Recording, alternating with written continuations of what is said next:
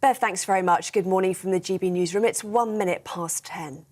The President of the European Commission is meeting the Prime Minister today for final talks on the Northern Ireland Protocol.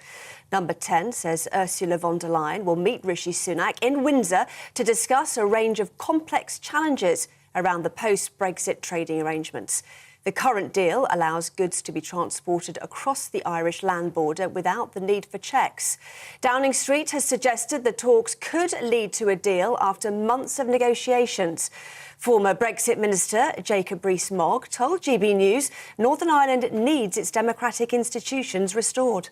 There are 2 points that really matter. One is the reaction of the DUP. Will this restore power sharing? Because what Northern Ireland needs most of all is its democratic institutions restored, and that will only happen if there is cross-community consent for the arrangements with the EU. And the second point is looking at the legal text. What does the detail say? Because we found in the past with the EU that it's the detail that really matters rather than the headline statements. The energy regulator has reduced the cap on the amount energy suppliers can charge customers, but bills are still expected to rise. Ofgem has announced the cap on the amount households pay on electricity and gas bills will drop by almost £1,000 from the 1st of April. However, customers are likely to pay 20% more on their annual bills as the government's additional support only partially protects them. This means the average home will likely pay £500 more a year. Consumer champion Will Hodson says we're paying high prices in drafty homes using endless amounts of energy. I think what the government should be doing, insofar as they're now going to save money on the energy price guarantee, because the wholesale prices are going down, the subsidies less, they've got money, they can either extend the rates we're currently on, so we don't have this price rise on the energy price guarantee, or they can bring forward funding so we can invest in the energy efficiency of our homes so we aren't using as much energy in the years ahead. Ministers are due to hold emergency talks with supermarket bosses today amid the current vegetable crisis. Food Minister Mark Spencer has summoned bosses from all the major chains to find a way to get shelves fully stocked again. The vegetable shortage is expected to last up to 4 weeks as bad weather continues to affect the amount of fresh produce imported into the UK. Several supermarkets, including Tesco, followed by Aldi, Asda and Morrisons, have introduced customer limits on certain items, including tomatoes, peppers and cucumbers. The legal age to get married has risen to 18 to help protect vulnerable children. 16 and 17-year-olds can no longer wed or enter a civil partnership in England or Wales from today, even with parental consent. The law change means it's now a crime to exploit children by forcing them into an arranged marriage. The Girls Not Brides Coalition has called it a huge victory. A ban on transgender women in female prisons in England and Wales is now being extended to include those who've been convicted of violent offences. The Justice Secretary says the policy, which comes into force today, affects trans women who have male genitalia or have committed sexual offences. He's describing it as a common-sense framework that will improve the safety of prisoners. It follows the case of Isla Bryson, formerly known as Adam Graham, who was moved to a male prison in Scotland after being convicted of rape. The Labour leader will say people in the UK could be poorer than those in Eastern Europe without what he's called his only show-in-town growth plan. Sir Keir Starmer will use a speech in London today to set out how his economic vision will lead Britain out of the Conservative, low-wage, high-tax doom loop. He's set to expand on 5 missions his party will focus on if it wins the next general election. 61 people, including 12 children, have died after a migrant boat crashed into rocks off the coast of southern Italy. The boat, which left from Turkey, was thought to be carrying up to 200 migrants from Somalia, Pakistan and Afghanistan. The Italian Coast Guard says it's rescued 80 people, but up to 30 remain missing. Tommy Fury, the younger brother of world boxing champion Tyson Fury, has won his much-anticipated fight against American YouTuber Jake Paul. Fury won the 8-round bout on a split decision in Saudi Arabia last night. Several high-profile sports stars were there to watch, including Mike Tyson and Cristiano Ronaldo. This is GB News. More from me shortly. Now, though, it's back to Bev.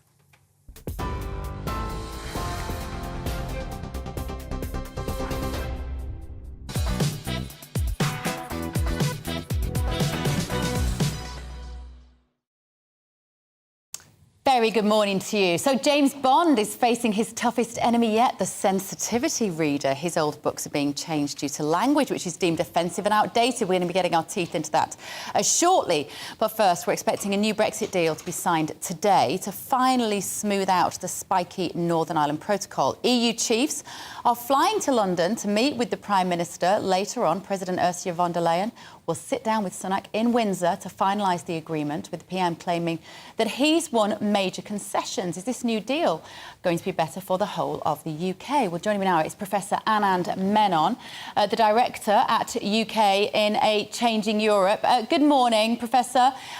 What do we know so far about the basics of this new deal? What have we heard over the weekend?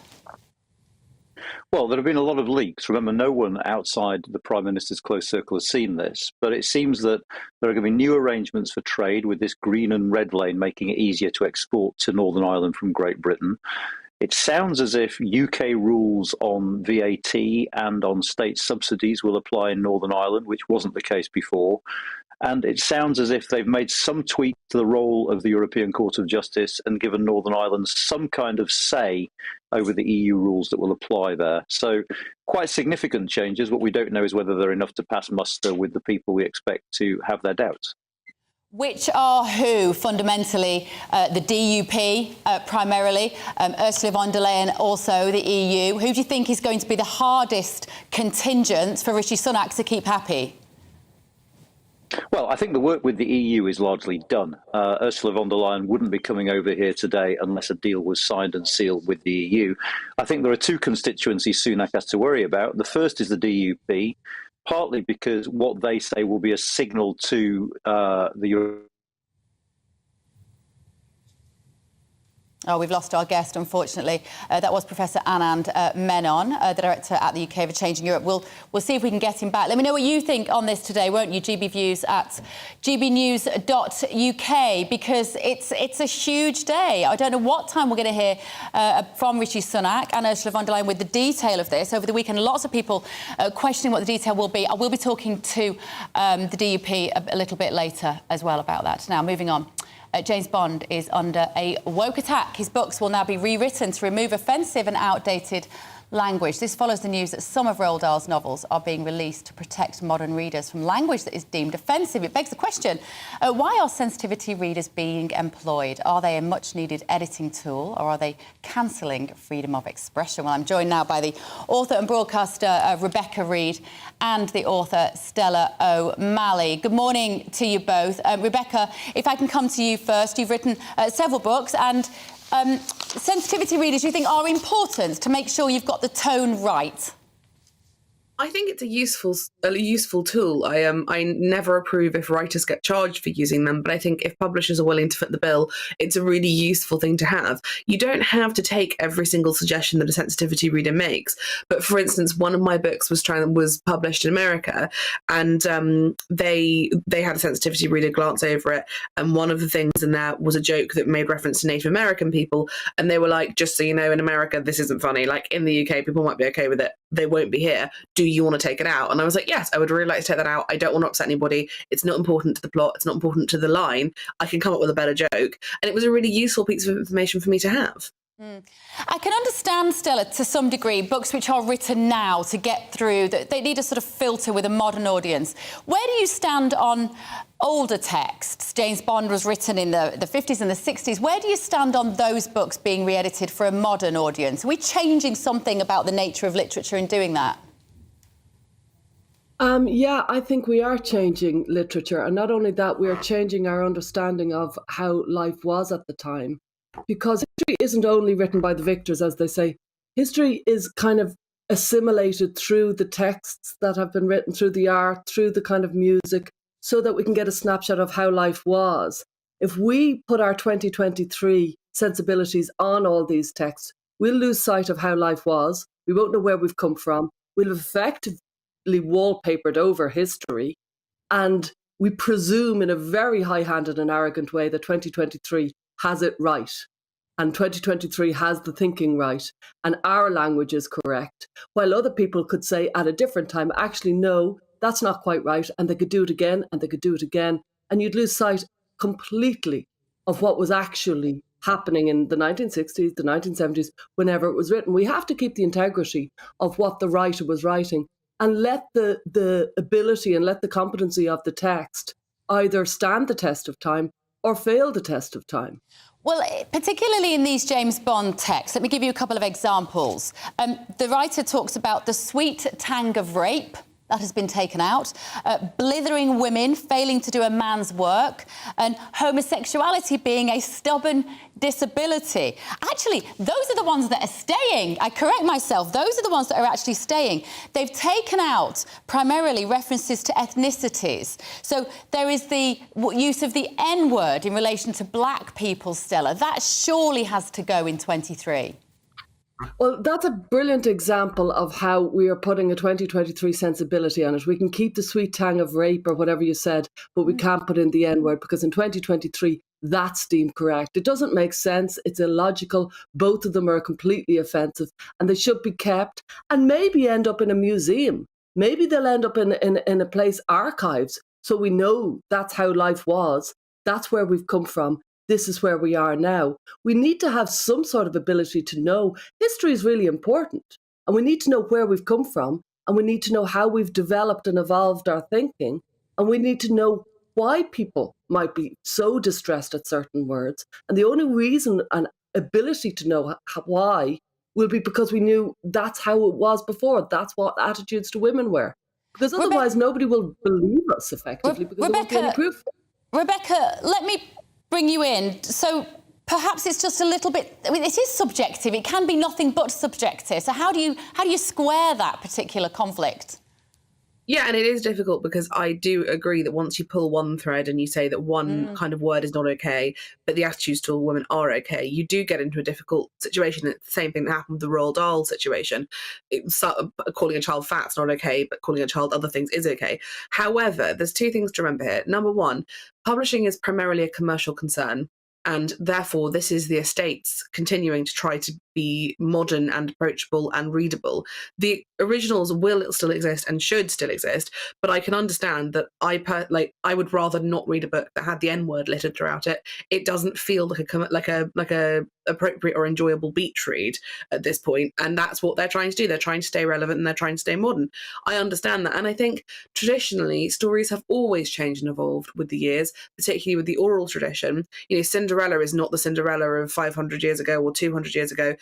It used to be the Grimm fairy tale version of Cinderella is arguably children prefer it, but it's incredibly violent and very, very gory. And so we have always updated stories as time has gone on.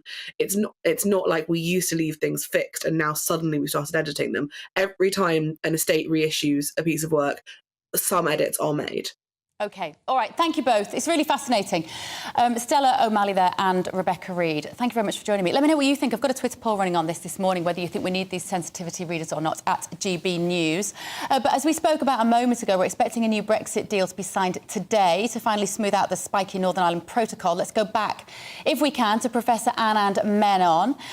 Thank you, Professor. We lost you there. We were thwarted by the tech gremlins. Yeah. Where were we? So what do we expect to hear today from Rishi Sunak, do you think? Is it going to be enough? Are the British people going to be satisfied, be they firm Brexiteers or those who were a bit less keen? Well, firstly, sorry about the rubbish Wi-Fi, but I think this isn't really about the British people, I don't think, because if you look at opinion polling, a majority of people in Northern Ireland are broadly in favour of the protocol. The British people are concerned about inflation and the cost of living. And I think that's why the Prime Minister is so desperate to get a deal. He wants to get this out of the way. He wants to show he's a bloke who can get things done.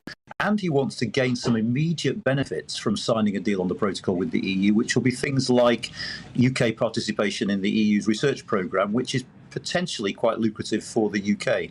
But it's difficult to know in advance whether the DUP and whether Tory Brexiters will back this deal. And there we're going to have to wait and see what the detail is, because whatever tweaks are made to the role of the European Court, for instance, the fact of the matter is the protocol exists to prevent a hard border on the island of Ireland. And to do that, it puts Northern Ireland to trading goods, and that has to remain the case. And so the European Court of Justice will have to keep a role in Northern Ireland, which some people object to on principle. It is a principle, isn't it? It's a head versus heart discussion, this. And I think one of the newspapers has got a leader today saying, you know, that all sides have to not just think with the heart, they have to think with their head. And it's more about taking out some of this emotion. But it is very emotional, this issue, regardless of where you sit, and particularly for the people of Northern Ireland. Let's just talk about Sir Keir Starmer in this. He's waiting in the wings. He plays quite a critical role for Rishi Sunak, doesn't he? That if he has to reach out across the House of Commons to get... He said he will support Rishi Sunak on this, but it makes Keir Starmer look rather statesmanlike in this regard, if he has to depend on him. Just talk a little bit about the role he plays. Well, yeah, what Keir Starmer has said is if you need our support to get this through, we will give you our support. Now, it's worth saying a couple of things. Firstly, you don't need a parliamentary vote on this. This isn't a new treaty. This is just operationalising an existing one. So actually, Rishi Sunak won't have to have a formal parliamentary vote. But secondly, the pressure is such that he has to consult Parliament, I think. He'll look very weak if he doesn't. And there the danger is it's simply not a good look for the Tory Prime Minister to be dependent on Labour votes. And Keir Starmer knows that. So above and beyond looking statesmanlike, Keir Starmer is playing clever politics here, because if Sunak relies on Labour votes, then I think that makes him look diminished and weak. Yeah, absolutely. OK, thank you so much. I'm glad we got there in the end. Professor Anand Menon there. Let me know your thoughts, gbviews@gbnews.uk. And also following on from that discussion with Rebecca Reid there and Stella O'Malley about James Bond now being edited by the sensitivity editors, I want to know whether you think this is necessary. We've got a Twitter poll going about this in light of James Bond novels, some of Roald Dahl's books being changed. Are sensitivity edits of old books necessary? 98% of you so far saying no. You've got about an hour to get your vote in. I wrote a book about childbirth. I used to run a business working with couples having babies, and I was asked whether I wanted to write about birthing people rather than women. And that was nearly kind of 10 years ago now, so it's been going on for a long time. Of course, I said no. Women have babies. Right, still to come. We'll continue the discussion on whether or not we need sensitivity readers. See you in 2 minutes.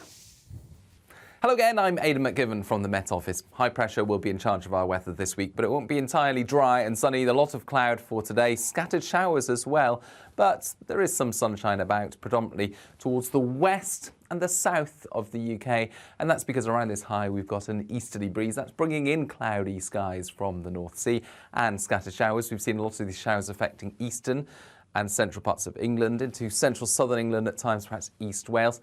That's effectively how it will continue through the rest of the day. Little change into the afternoon. The best of any sunshine coming through for western Scotland. Some breaks in the cloud for southern parts of England, and some breaks even in the cloudier conditions further east. Temperatures not far from average, 8 to 10 Celsius typically. Feeling cold in the wind, though, that's coming off the North Sea, and that will continue to drive showers in during the evening and overnight. Those showers quite frequent over the hills, so the Pennines, the southern uplands, perhaps Snowdonia as well, getting quite a number of showers through the night. To the south, though, clear spells, and a frost in places, -1, -2 Celsius, where we get the clearest skies for southern England, and western Scotland, where we keep the cloud, 2 to 4 Celsius. So a chilly start for most of us, but the frostiest, albeit the brightest, conditions in the south, and for the west of Scotland, parts of Northern Ireland as well, perhaps. Really Tuesday, though, is essentially the same sort of thing. We're going to see a lot of cloud cover, that cloud thickest towards the east, fair number of showers coming into eastern and central England, perhaps eastern Scotland at times, brightest skies towards the west, temperatures at around 7 to 9 Celsius. And it's just a repeat through the rest of the week. We're going to see that high pressure sitting in the same place towards the northwest of Scotland. An easterly breeze bringing a lot of cloud and those showers in from the North Sea. The showers occasionally reaching North and East Wales, central and eastern England. But for many western areas and the far south, it is largely dry with some bright spells.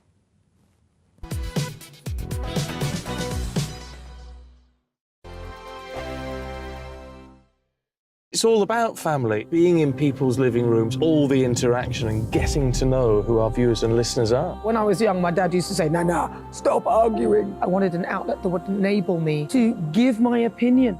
People are going through a really hard time right now, and I know that you don't feel like you're being listened to by the establishment. I came to GB News because it's the People's Channel, and I want the audience to have their say on the events of the day. We're dynamic. We do something different. Democracy shows that the wisdom of the nation is in its people.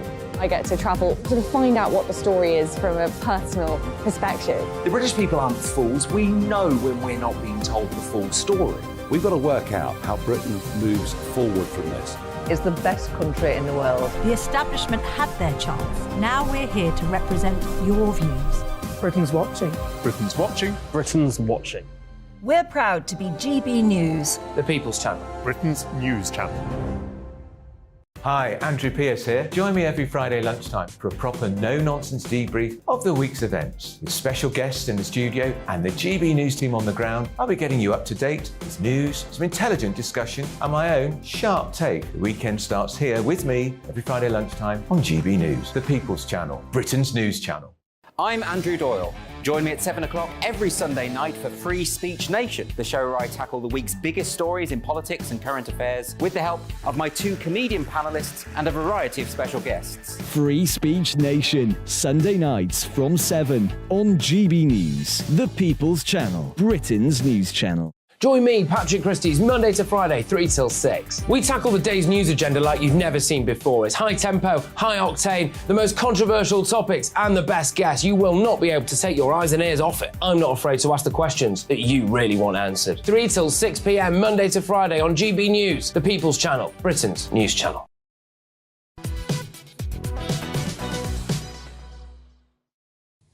Very good morning. It's 10:23. This is Bev Turner today on GB News. My guests are here with me. I'm so pleased to be joined by broadcaster and lawyer Andrew Eborn. Good morning, Andrew. And broadcaster and author Amy Nicole. Morning, both. Right. Hello. OK, Amy, we're going to carry on with the story we were just talking about before the break. This is the sensitivity readers with classic book text and modern text, as Rebecca Reid was saying. Now, is this just modernising or is it sanitising books, do you think? Well, I think it's just editing the books appropriately in the hopes that they'll continue to be able to sell them. So rather than being inclined to call this Orwellian censorship or some of the other terms I've seen used this morning, it's just giving James Bond in my opinion, rather undeserved pass into 2023.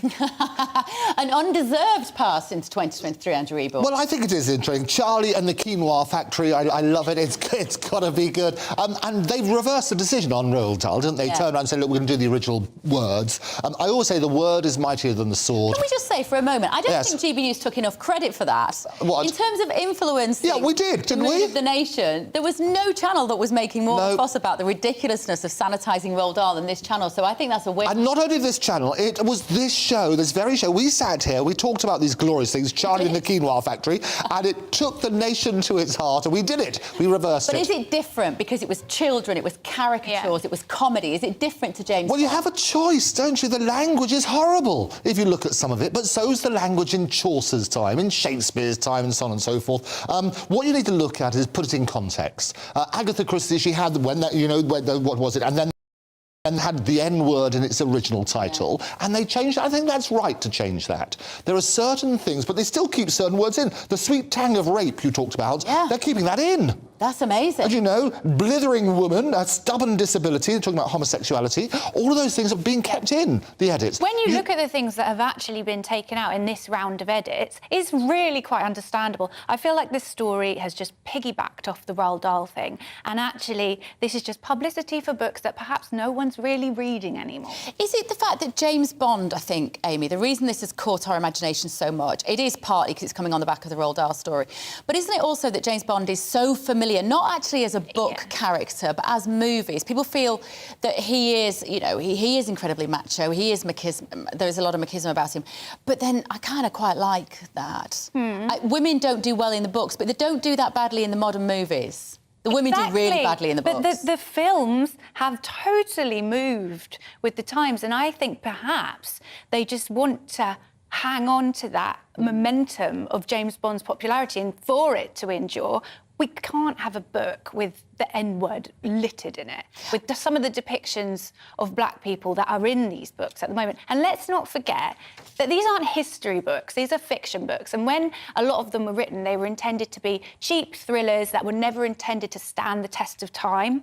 So when people talk about James Bond books being classics, it's not really the case. They were never intended to have this much longevity, but they have. So let's let them move with the times. And James Bond's a misogynistic character anyway, when you look at all the early depictions in that sort of stuff. Yeah. What I loved, I wrote down, he said, well, I've warned my publisher that if they later on so much as change a single comma in one of my books, they will never see another word from me, ever. Never, ever, ever. Who said that? Roald Dahl? Roald Dahl said that. And he's threatened to send around the enormous crocodile. It used to be fat, but changed to enormous. It used to be the enormous crocodile. If they did that, you've got to also look at this in context. This is about authors' rights. And you're right about sensitivity. What they should do is offer two versions, if they want to. Those who want to have the sanitised version, and I get the offence, and I understand that in the current climate, but keep the original as well. You've got to keep the originals. Or let's just celebrate new authors. Because a lot of the time, with Roald Dahl, he completely swamped the market. And when would the books come out? Like in the 60s or 70s? Yeah, and it doesn't really give as much children's authors the opportunity to break through, because everybody just is like, well, Roald Dahl, that's what you read to your children. So maybe this could be an opportunity that we look at. I mean, I can't even name 4... David Williams is suffering the same David Williams is equally awful. Yeah, equally awful. He'll be delighted with that. I really want a chance to learn about some new modern... But enjoy the language. I'd say the word is mightier than the sword. Don't blunt that sword. Right, now, energy bill rises. If you can explain this to me, you are smarter than me, both of you. I understand that the wholesale price of oil and gas is coming down. Yes. The government have been subsidising these bills for us. Yes. They're going to stop doing so, and our bills are going to go up. Yes. But how, Andrew, if the profits of the energy companies are also rising? I don't get it. We're having the absolute mickey taken out of us. And because you're comparing two separate things, and it's to get the language is basically the starting point. They have what's called the energy price cap, which is what energy regulator Ofcom sets as the maximum that suppliers can charge households per unit of energy. That's right. And people get confused about it. They say, oh, now that's how the maximum that we do. I'm confused by my bill. No. My bill is deliberately complicated. And it's terrible on that sort of basis, because they think, well, hang about the maximum you're going to charge. They talk about an average household, and therefore we'll keep all the lights on, we'll keep everything else. We're not going to get charged more than that. That's not right. It's talking about per unit. Right. The other thing that again gets confused is this energy price guarantee. And what that basically is, they set the maximum price of gas and electricity and basically compensates energy suppliers for providing these at below costs. So if it's currently, what, £2,500, anything above that for the average household, the government has to pay, so it has to dig into its pockets. What they're threatening to do is to put that minimum up to £3,000, which means that basically people have to pay more. The current situation is obviously with the war in Ukraine, they went through the roof, prices. Prices are now coming down, and these companies are making a lot of money. So I think, do not be surprised if they turn around and say, coming up in a few days' time, they can say, actually, we're not going to put it up to 3,000. We're going to be very generous to you because we're the giving Conservative Party, and that's what we do. We like to look after people. And that will be, they've got the flexibility to do that. So I would not be surprised, as a futurist, that he will turn around and reverse that decision. Do you understand it, Amy? To me, it just translates as government prioritise shareholders and profiteering over customers and everyday people. And I think the government is saying all that needs to be said by ending the energy bill support scheme soon, whilst 10% of people have been thrown into fuel poverty over this prioritisation of profiteering. Because, am I not mistaken, the energy companies are making billions in profits. So how do they legitimise that in light of these massive bills? Well, I think wasn't that the profit from last year? Yeah, we had those huge figures recently. And that's the problem with the media, isn't it? They sort of focus on these Don't companies. blame us. This is not my fault. I promise you, I might be responsible for a lot of things. We'll this take is the not credit my for fault. Roald Dahl. We'll take that. We can also have our shoulders are broad enough to raise it. But it is understanding. We always talk about unpacking. What I love about this show is that we get beneath the headlines and say, look, what is the statistic? First of all, what does fuel poverty mean? And that basically is when households have to spend at least 10% of their income on energy. That's what it means. And what's going to happen is it's the charity National Energy Action said the changes will be the number of households in fuel poverty will raise from 6.7 million to 8.7 million. And it does mean that the whole thing about heating or eating becomes a real issue for people. It's already an issue for several people, several more are going to have that sort of basis. In terms of profits, and I've touched on this beforehand, I don't mind people making profits. They're not a charity, these companies, but you can turn around and say, well, OK, should there be this appropriate windfall tax, which is what they've done to help spread that sort of burden. And so you've got to look at that. We've got to incentivise companies to do things, but let's look at market forces. Market forces will give us the flexibility now to be generous in the next few days, and that's what I predict. OK, right. Thanks, guys. That's your first insert of these two. We've got lots more to come this morning. We've also got a brilliant story we're going to be covering about something that you might enjoy, which you have no idea how disgustingly dirty and full of germs it is, but you're going to have to keep watching to find out what that is. And I'm going to be looking a little bit deeper into this off-gem story. All of that after your morning's news.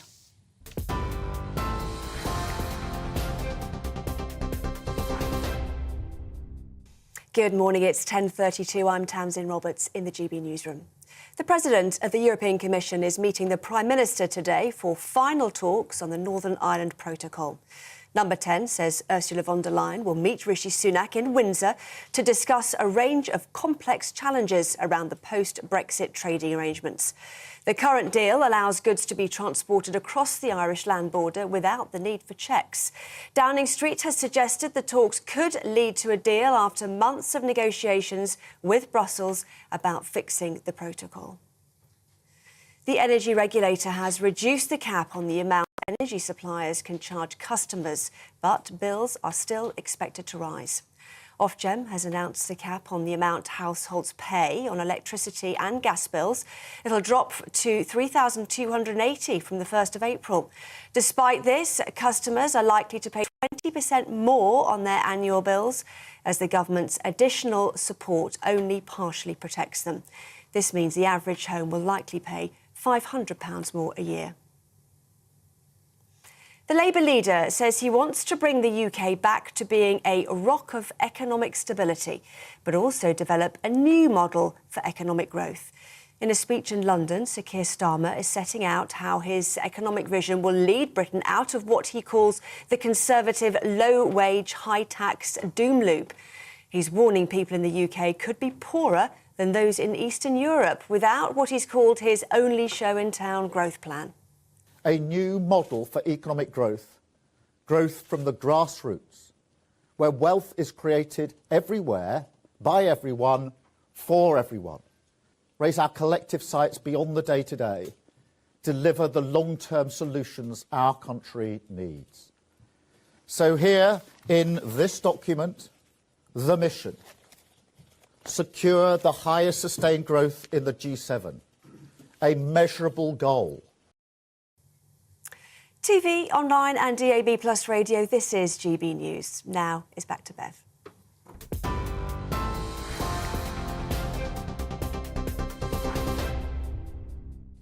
Lots of your views coming in on all the topics so far this morning. Keep them coming. And also, don't forget, Ofgem have announced their latest energy price cap this morning. I'm going to be looking at the impact it's going to have on your energy bills in just 2 minutes. See you in a moment.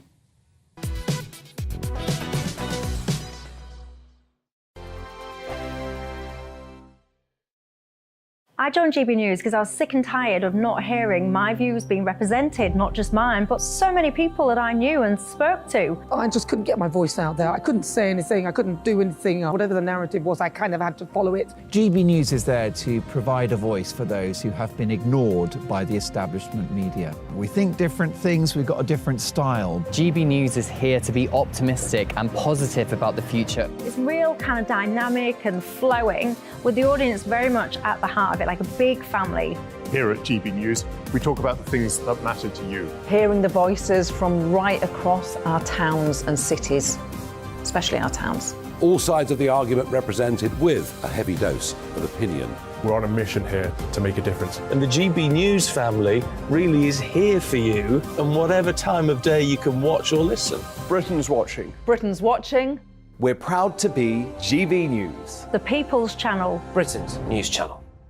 Hello, I'm Michelle Dewberry, and you can join me every weekday 6 till 7 on Jubes and Kerr. You're an inspiration to us all. Clip that bit up. Well, you are. That's my ringtone. My political ambitions those days are gone, I can tell you. She's only teasing. Go on. He's probably going to want to lay down now. I'll give him 2 minutes to have one. Let's respectfully disagree. That's what we like on Jubes and Kerr. Come and join us. GB News, The People's Channel.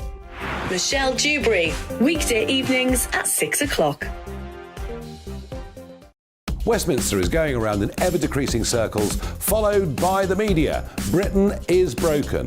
How on earth did we get into this mess? But more importantly, how do we get out of it? Join me at 7 p.m, Mondays to Thursdays on Farage, here on GB News. We will have open, rational debate. We've got to work out how Britain moves forward from this. Join us here on GB News, the People's Channel. Britain is watching.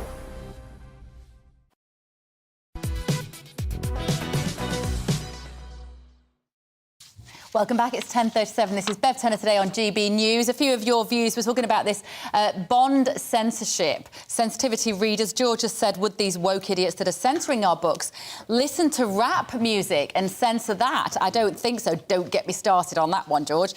Richard says, I'm interested to know exactly what qualifications you need to be a sensitivity reader and who decided which is too sensitive for readers in the first place. Why are a select group of a few people allowed to decide what is too offensive for me to read? Lots of those messages coming in. Keep them coming. GBViews at gbnews.uk. Right, let's talk about our eye-watering energy bills. Households are expected to pay around £500 more on these bills from about the 1st of April. It comes despite energy regulator Ofgem announcing today that it will drop its cap on the amount that energy suppliers can charge by around £1,000. So, to help us understand this, it is quite complicated. It doesn't seem to make much sense. I'm joined by former Chief Executive of Energy UK, Angela Knight. Good morning, Angela. You are always the person that makes these complicated energy issues understandable because, frankly, I find it hard enough to understand my bill. My bill is sufficiently complicated with the standing charges and the different charges per kilowatt, etc. I have one provider that gives me both my gas and my electric, and I feel like they are deliberately obfuscating the information to make it hard for customers. So, first of all, on a basic level, is that happening?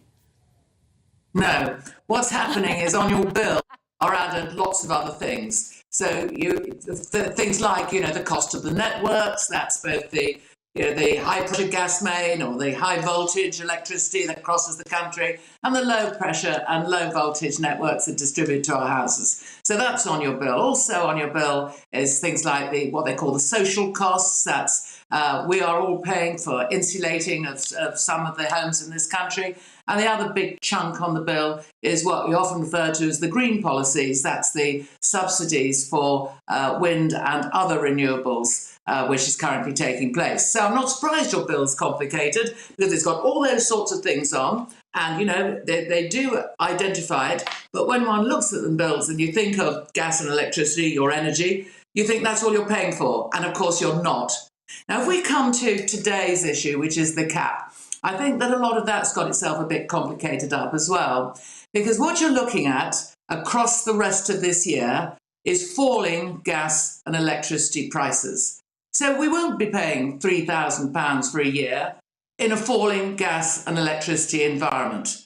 What is going to happen is, I would suggest, that we'll probably be paying across the year on average much less than that, somewhere closer to the 2,000, 2,200, something like that, rather than this 3,000. But it takes a little bit of time to wash through.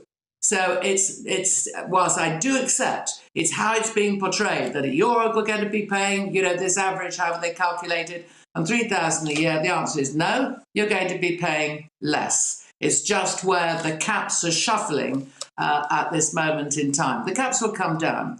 Now, if I look ahead and I think about what is our real long-term issue, our real long-term issue is that we're more likely to be continuing to pay significantly more for our gas and electricity, as I say, in around the low 2,000s pounds, than which is more or less twice what we were paying before the pandemic.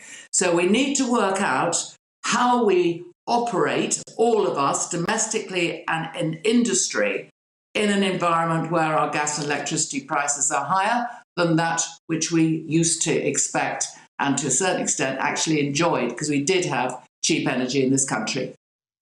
OK, so some of our viewers have been getting in touch on this, Andrew. If I can put their questions to you. Christina has said, some years ago I posted that every rooftop in the country should be covered in solar panels and also perhaps small windmills attached to the chimneys. Is it inconceivable? When will this insanity end? These people are supposed to be working for us, not making our lives a misery. Are we doing enough to help individual households generate some of their own energy? Well, I can look at this two ways. I can answer that question as both a yes and both a no. I mean, there are subsidies there, and indeed, when you buy new houses, it's very easy to have solar panels put on. But there is still quite a considerable resistance to that. And somehow we have to overcome the resistance, make it not just cheap, but also easy to do it. It isn't that easy to do, actually. It's quite a sort of kerfuffle.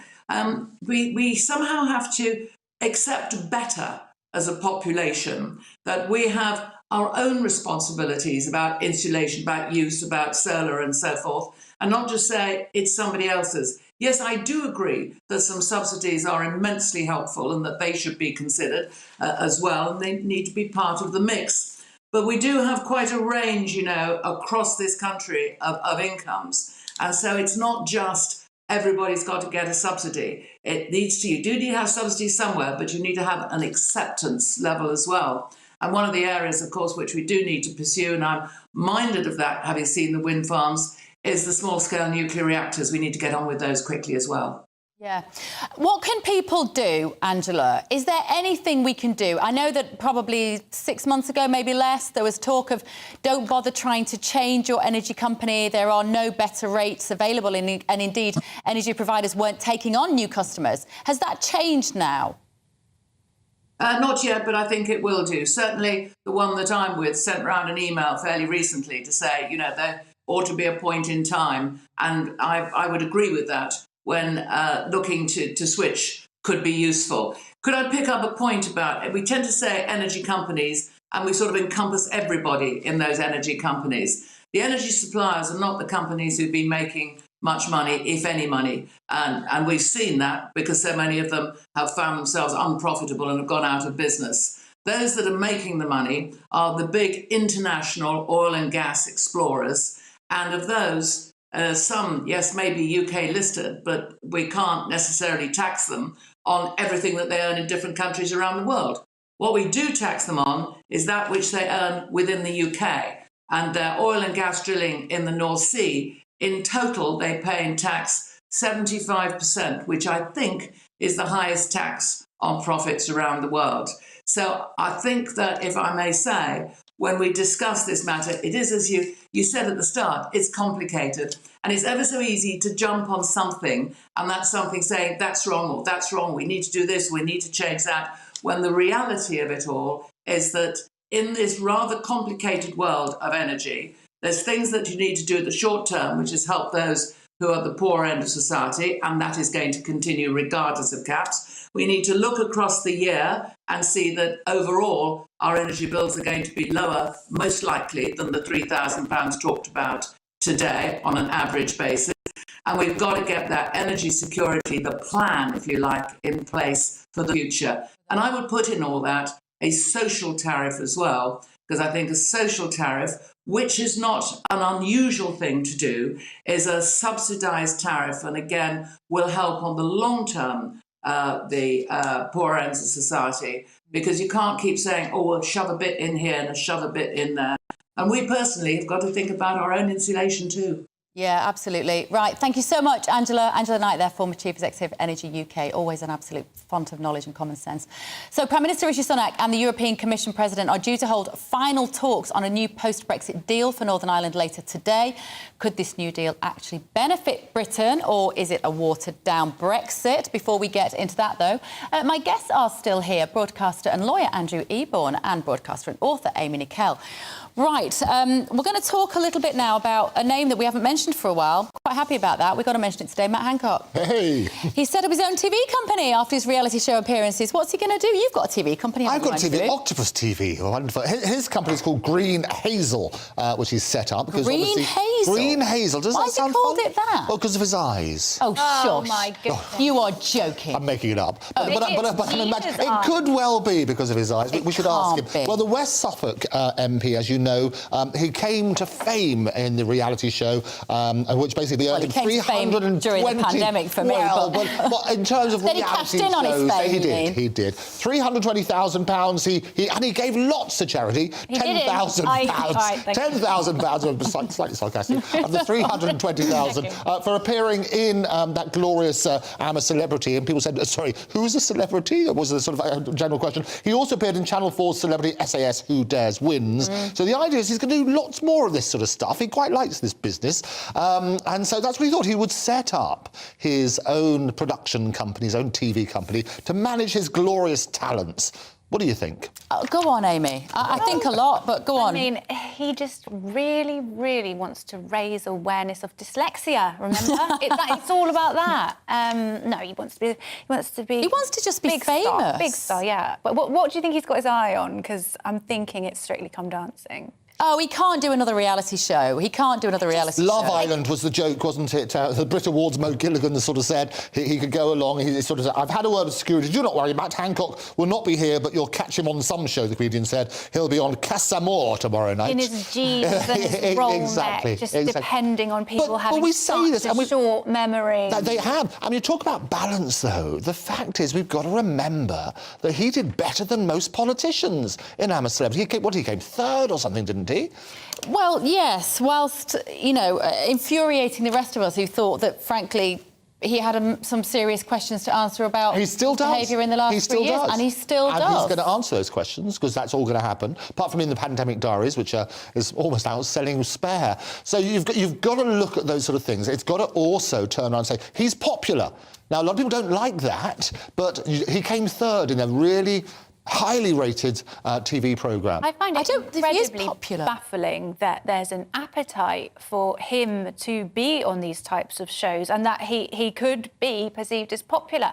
And I was listening this morning to a podcast with Bernie Sanders in the US, and I was just comparing the two characters, and that we have these Matt Hancock type figures in our public life who honestly are in politics to fast track them into show business.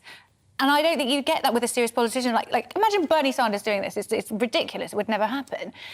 But Matt Hancock's just showing us what he is. He only ever wanted approval, validation, and a bit of star. But you're absolutely right. And in terms of, I always say, P.T. Barnum, if you want to draw a crowd, start a fight. From ITV's point of view, they got fantastic ratings as a result of him going in there. And if you have a character that everybody wants to hate, it's like the pantomime villain.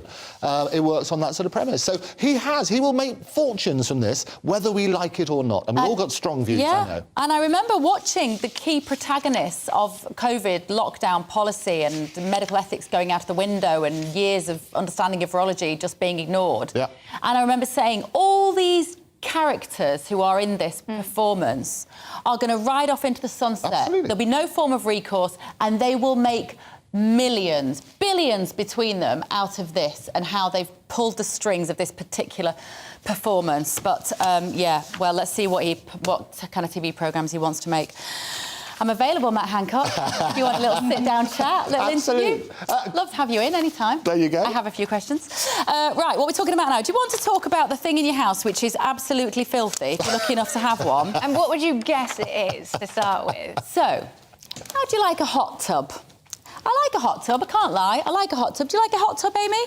Do you know what? I've just got back from a spa break. OK. My fiancé's birthday over the weekend, so I feel fully acquainted with the hot tub. So it's just lovely that you've brought this story to me. Well, one in 20 people bought a hot tub at the height of the pandemic. Nobody can afford to turn them on now because the electricity is so blimmin' expensive to heat them up. Might be the silver lining. Probably just as well, because what are the details of this, Andrew? Oh, they're revolting. You're going to put people off their morning croissant with this sort of story. It is horrendous. So Victoria Allen's the science editor for the Daily Mail. She's talked about these hot tubs, and basically they are a grime machine, is what she's saying. They've got horrible germs in there. If I read it out, forgive me. So they're sort of talking, basically people are describing taking a bath as stewing in your own filth, but being in a hot tub is stewing in other people's filth. And they then describe, they've done these little tests about fecal matter. Yeah, read the menu, Andrew. It is, I don't want to read the menu. What's on the jacuzzi menu? Each jacuzzi has roughly 100 milligrams of fecal matter from the people who've just been in before you. It says they're not quite the luxury they may appear.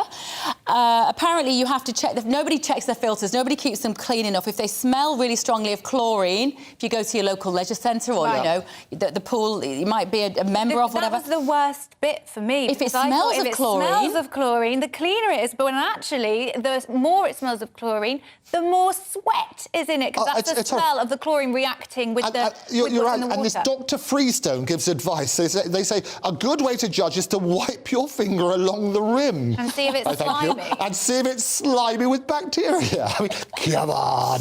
But they do say that if you have a glass of champagne or an alcoholic drink in the hot tub, it doesn't matter if you get a bit of the jacuzzi in your drink, because the alcohol will kill the germs. That's so helpful. That's a cocktail I can live without. Thank you. Right, so what are we talking about now? This is an interesting one. The age of marriage in this country being raised from 16 to 18. Yes. Why, Amy? Well, I think it's all to do... It's a long time coming, and there's been a lot of research into the prevalence of forced marriage in certain communities in the UK.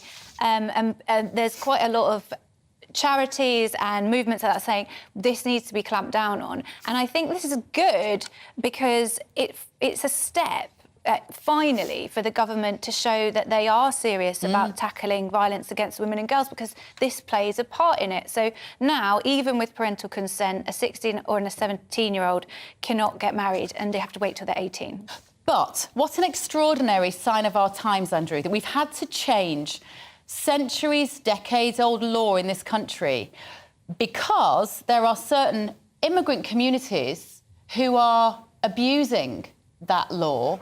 And this is forced marriage, particularly. Yeah, and that was the problem, because so it's the Marriage and Civil Partnership Minimum Age Act, which comes into force today, actually, so it's work on that basis, and it does exactly that. Previously, as you said, 16 and 17-year-olds could marry with parental consent. The problem is turning around and saying, were they being coerced? And actually, that was the difficult proof. So there is absolute prohibition, and the people can basically get up to 7 years in prison if they break that. It's important to point out that it's only in England, Scotland and Northern Ireland, they still have the ability to get married at 16 and 17. So, but it's not the romantic notion of going up to Gretna Green and eloping. It's really to deal with that sort of forced marriage where people are being coerced, there have been honour killings, and it's addressing that sort of issue. And it's interesting because the UN is pushing for every country to end child marriage by 2030. Now, I was looking at the numbers of this, Amy, because you think, well, there can't be that many girls who are being forced into marriage in the UK. Well, in 2021, the government's forced marriage unit intervened in 118 cases, including child victims, and courts have issued 3,343 forced marriage protection orders. That's a big problem here. Yeah, and it's not just it's not just a Sharia law. It's also traveller communities. This is quite prevalent in, and we've been talking about this, and these charities have been working towards this law for the past decade. I would say this has been saying this is why I say it's a long time coming. But yeah, I think that it will be rolled out in the wider UK, hopefully, to protect these young women and girls. Yeah. And it's also important when you look at those statistics, those are the ones that we know about. That's where the 3,343 forced marriage protection orders, there are several which haven't necessarily passed the test about coercion, which is why it needs to be addressed. Absolutely. Right, thank you, guys. We've come to the end of our first hour. That went quite quickly, didn't it? Next, in the next hour, is Brexit under threat this afternoon? The Prime Minister is meeting Ursula von der Leyen. It is a huge day for him. It is a huge day for Northern Ireland. It's a huge day for the United Kingdom and for anybody, frankly, who voted for Brexit. See you in a few minutes. Hello again, I'm Aidan McGivern from the Met Office. High pressure will be in charge of our weather this week, but it won't be entirely dry and sunny. A lot of cloud for today, scattered showers as well, but there is some sunshine about, predominantly towards the west and the south of the UK. And that's because around this high we've got an easterly breeze that's bringing in cloudy skies from the North Sea and scattered showers. We've seen a lot of these showers affecting eastern and central parts of England, into central southern England at times, perhaps East Wales. That's effectively how it will continue through the rest of the day. Little change into the afternoon. The best of any sunshine coming through for western Scotland. Some breaks in the cloud for southern parts of England, and some breaks even in the cloudier conditions further east.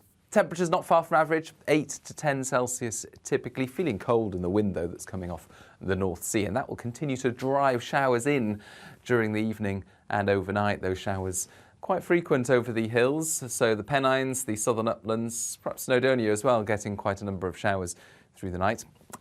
To the south, though, clear spells and a frost in places, -1, -2 Celsius, where we get the clearest skies for southern England, and western Scotland, where we keep the cloud, 2 to 4 Celsius. So a chilly start for most of us, but the frostiest, albeit the brightest conditions in the south and for the west of Scotland, parts of Northern Ireland as well, perhaps. Really, Tuesday, though, is essentially the same sort of thing. We're going to see a lot of cloud cover, that cloud thickest towards the east, fair number of showers coming into eastern and central England, perhaps eastern Scotland at times, brightest skies towards the west, temperatures at around 7 to 9 Celsius. And it's just a repeat through the rest of the week. We're going to see that high pressure sitting in the same place towards the northwest of Scotland. An easterly breeze bringing a lot of cloud and those showers in from the North Sea. The showers occasionally reaching North and East Wales, central and eastern England.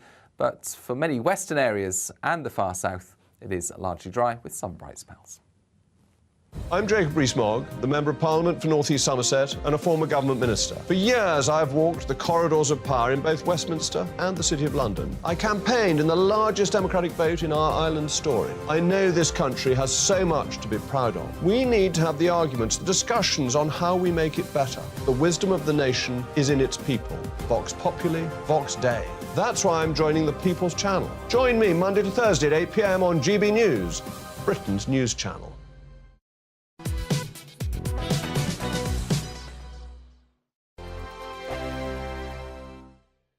First and foremost, I am a GB News fan, and I was before I was working here. Just love the fact that we're asking the questions that a lot of establishment media won't ask. With a bit of a twist, we not only want to inform you, but we want to keep you entertained. It's worth the drive because you get in and the team's all ready and waiting, they're itching to go, and it's a proper little family. GB News is the People's Channel. It's the audience that makes the programme sing. We're giving our viewers and our listeners a voice. I see the thousands of your letters, tweets, emails, you name it, coming in. Britain is broken.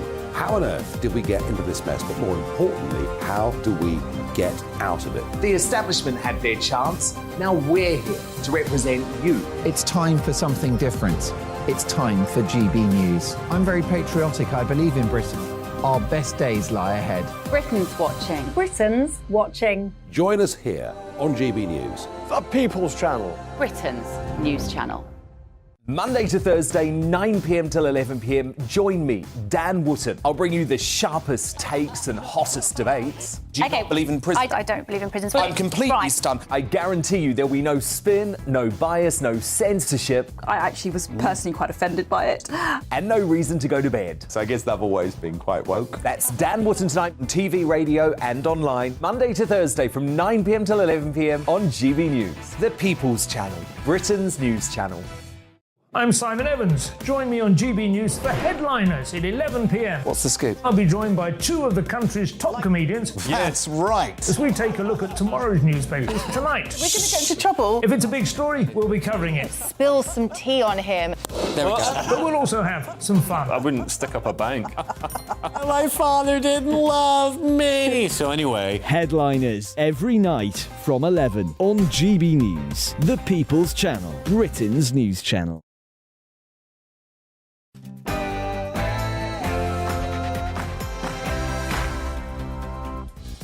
Very good morning. It's 11 o'clock on Monday, the 27th of February. I'm Bev Turner. Today is a new Brexit deal finally on the horizon. The President of the European Commission is visiting the UK as we speak to continue talks with the Prime Minister over the Northern Ireland Protocol. Will they find a breakthrough, and how likely is it that the talks will result in a positive outcome for the whole of the United Kingdom? I'm going to be joined by former First Minister of Northern Ireland, Arlene Foster, in just a few minutes. But also angry drivers, as new price analysis shows drivers are forking out 20p per litre more for diesel than petrol, despite little difference between the two fuels on the wholesale market. How can the government and regulatory bodies ensure fair pricing practices in the fuel industry to protect us drivers? Also this morning, Keir Starmer will spell out how Labour's growth mission will improve the lives of families across the country, with Labour aiming to achieve the highest sustained growth in the G7. But will his mission launch successfully? We'll find out later as we bring you all you need to know from his speech. Don't forget also to vote in our Twitter poll we've got going this morning. I'm asking you, in light of James Bond novels and some of Roald Dahl's books being changed, are sensitivity edits of old books entirely necessary? So far, 97% of you say no. As always, send me an email as well, gbviews@gbnews.uk, or tweet me at gbnews.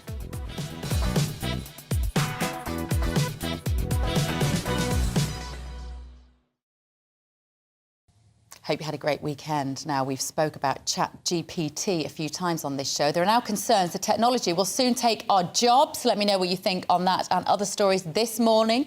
Email me, lots ahead. But first, let's get you up to date with what's happening here and around the world with Tamsin.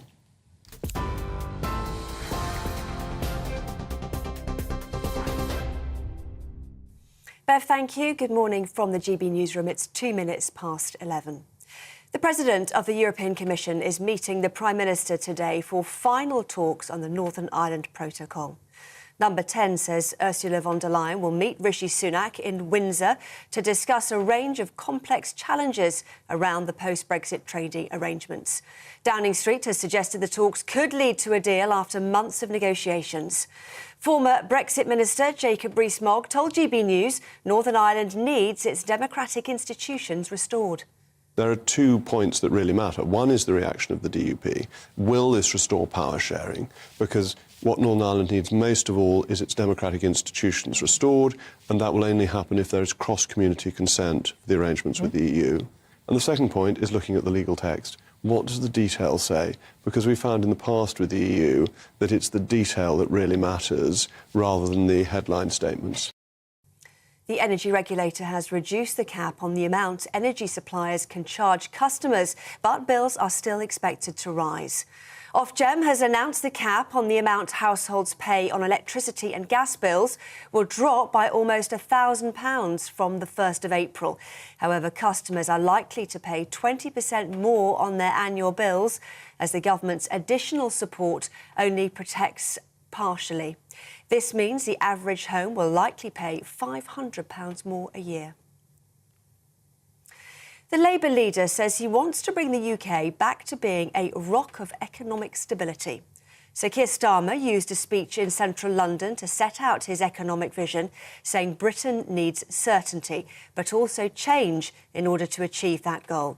He said his real ambition is growth from the grassroots. A new model for economic growth. Growth from the grassroots, where wealth is created everywhere, by everyone, for everyone. Raise our collective sights beyond the day-to-day. Deliver the long-term solutions our country needs. So here, in this document, the mission. Secure the highest sustained growth in the G7. A measurable goal.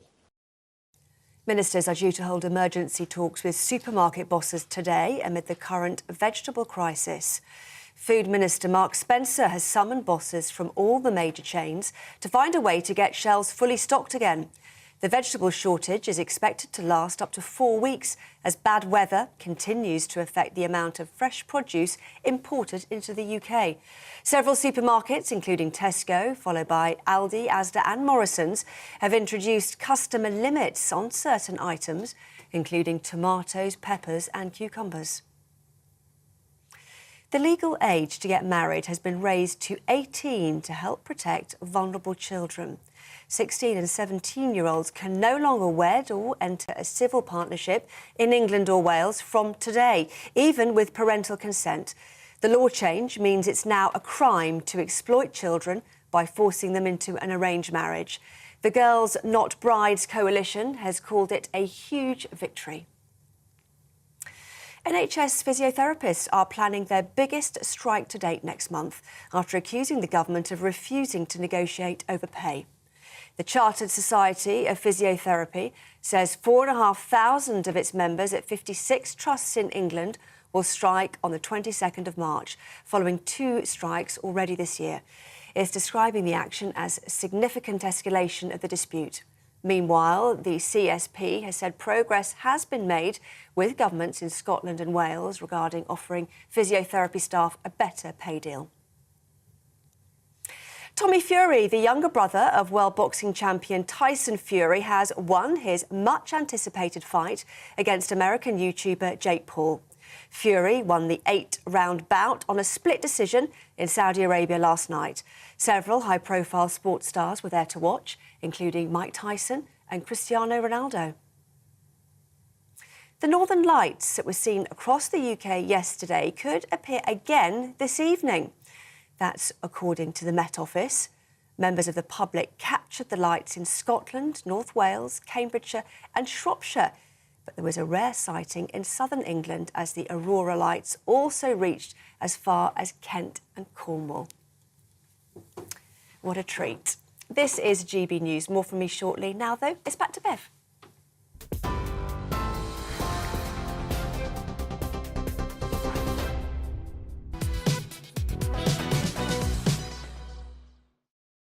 Very good morning. Welcome back to Bev Turner today. So, the President of the European Commission will visit the UK this afternoon to continue talks with the Prime Minister over the Northern Ireland Protocol. If talks are successful, Rishi Sunak is expected to make a statement to the House of Commons. So what can we expect from the outcome? Joining me now is a former First Minister of Northern Ireland and GB News presenter, of course, Arlene Foster. Arlene, lovely to see you.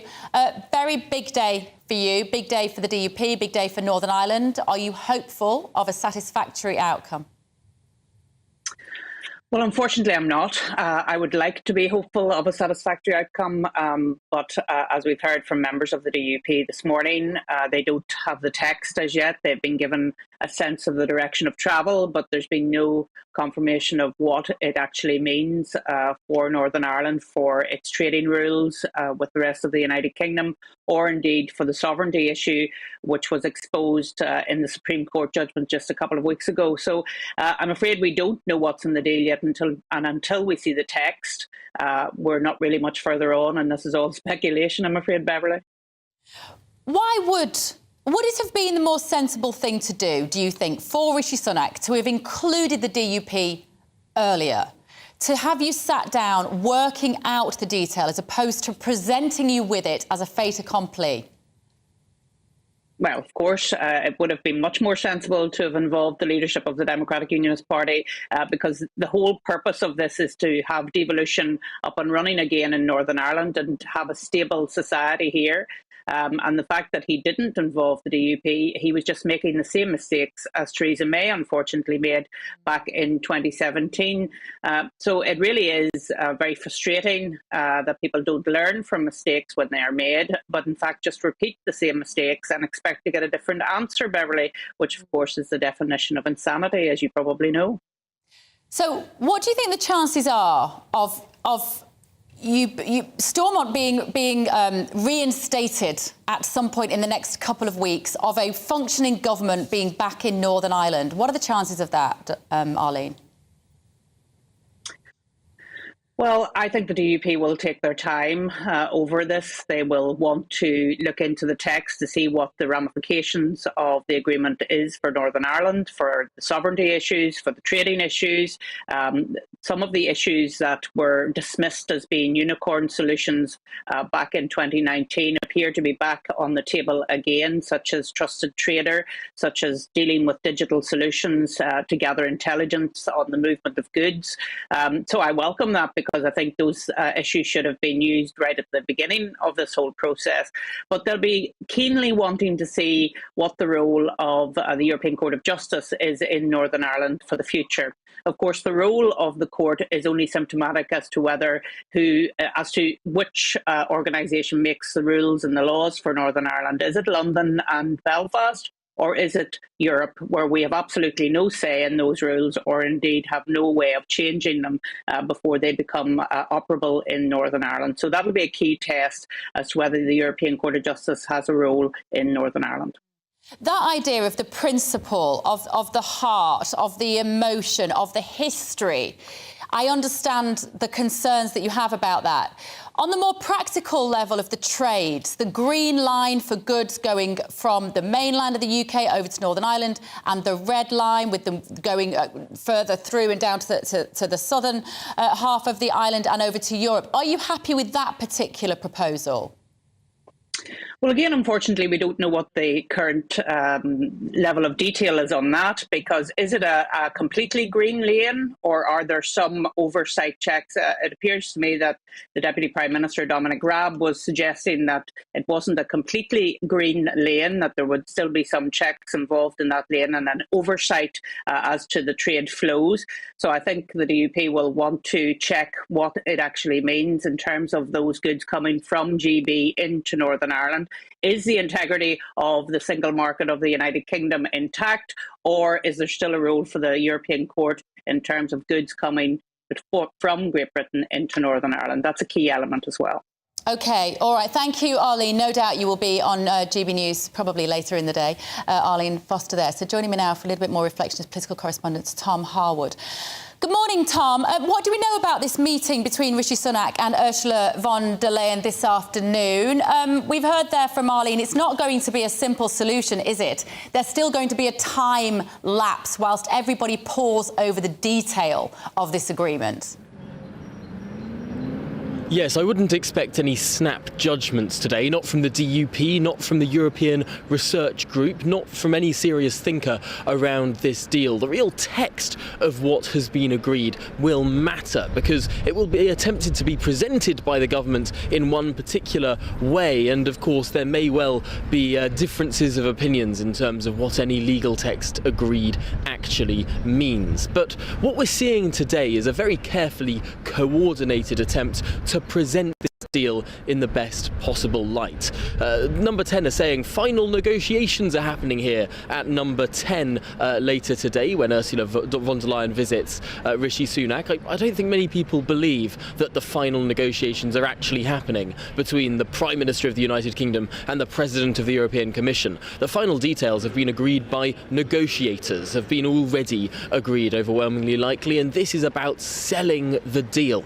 So that's a carefully coordinated set of events. First, von der Leyen meets Sunak in Downing Street, then a cabinet meeting where other members of the cabinet, other than the Northern Ireland Secretary, Foreign Secretary and Prime Minister, learn the details of this deal, some of them for the first time. Cabinet then will give it a nod. We suppose we'll have to wait there and see if there are any cabinet resignations at that point. I very much doubt that there will be, but it is one moment to watch. And after those cabinet discussions, cabinet sort of signing off the agreed deal, we then go to Windsor for a press conference with Rishi Sunak and Ursula von der Leyen, where the media get to fire these two individuals, fire questions at them and dig into the meaning behind this deal.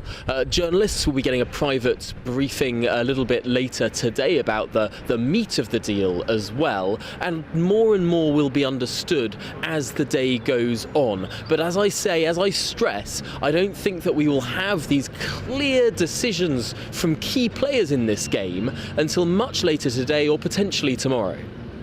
And Tom, is it fair to say that the Brexiteers who've been frustrated by the lack of opportunities which the Brexit deal presented should now see this, if we have an agreement that everybody is happy with in terms of the Northern Ireland Protocol, does that kind of set off the starting gun for a better type of Brexit for everybody? Because particularly that relationship between our government and the EU may be smoothed a little in terms of cooperation, be that on security, be that on some sort of trade arrangement. Is it true to say it's that significant?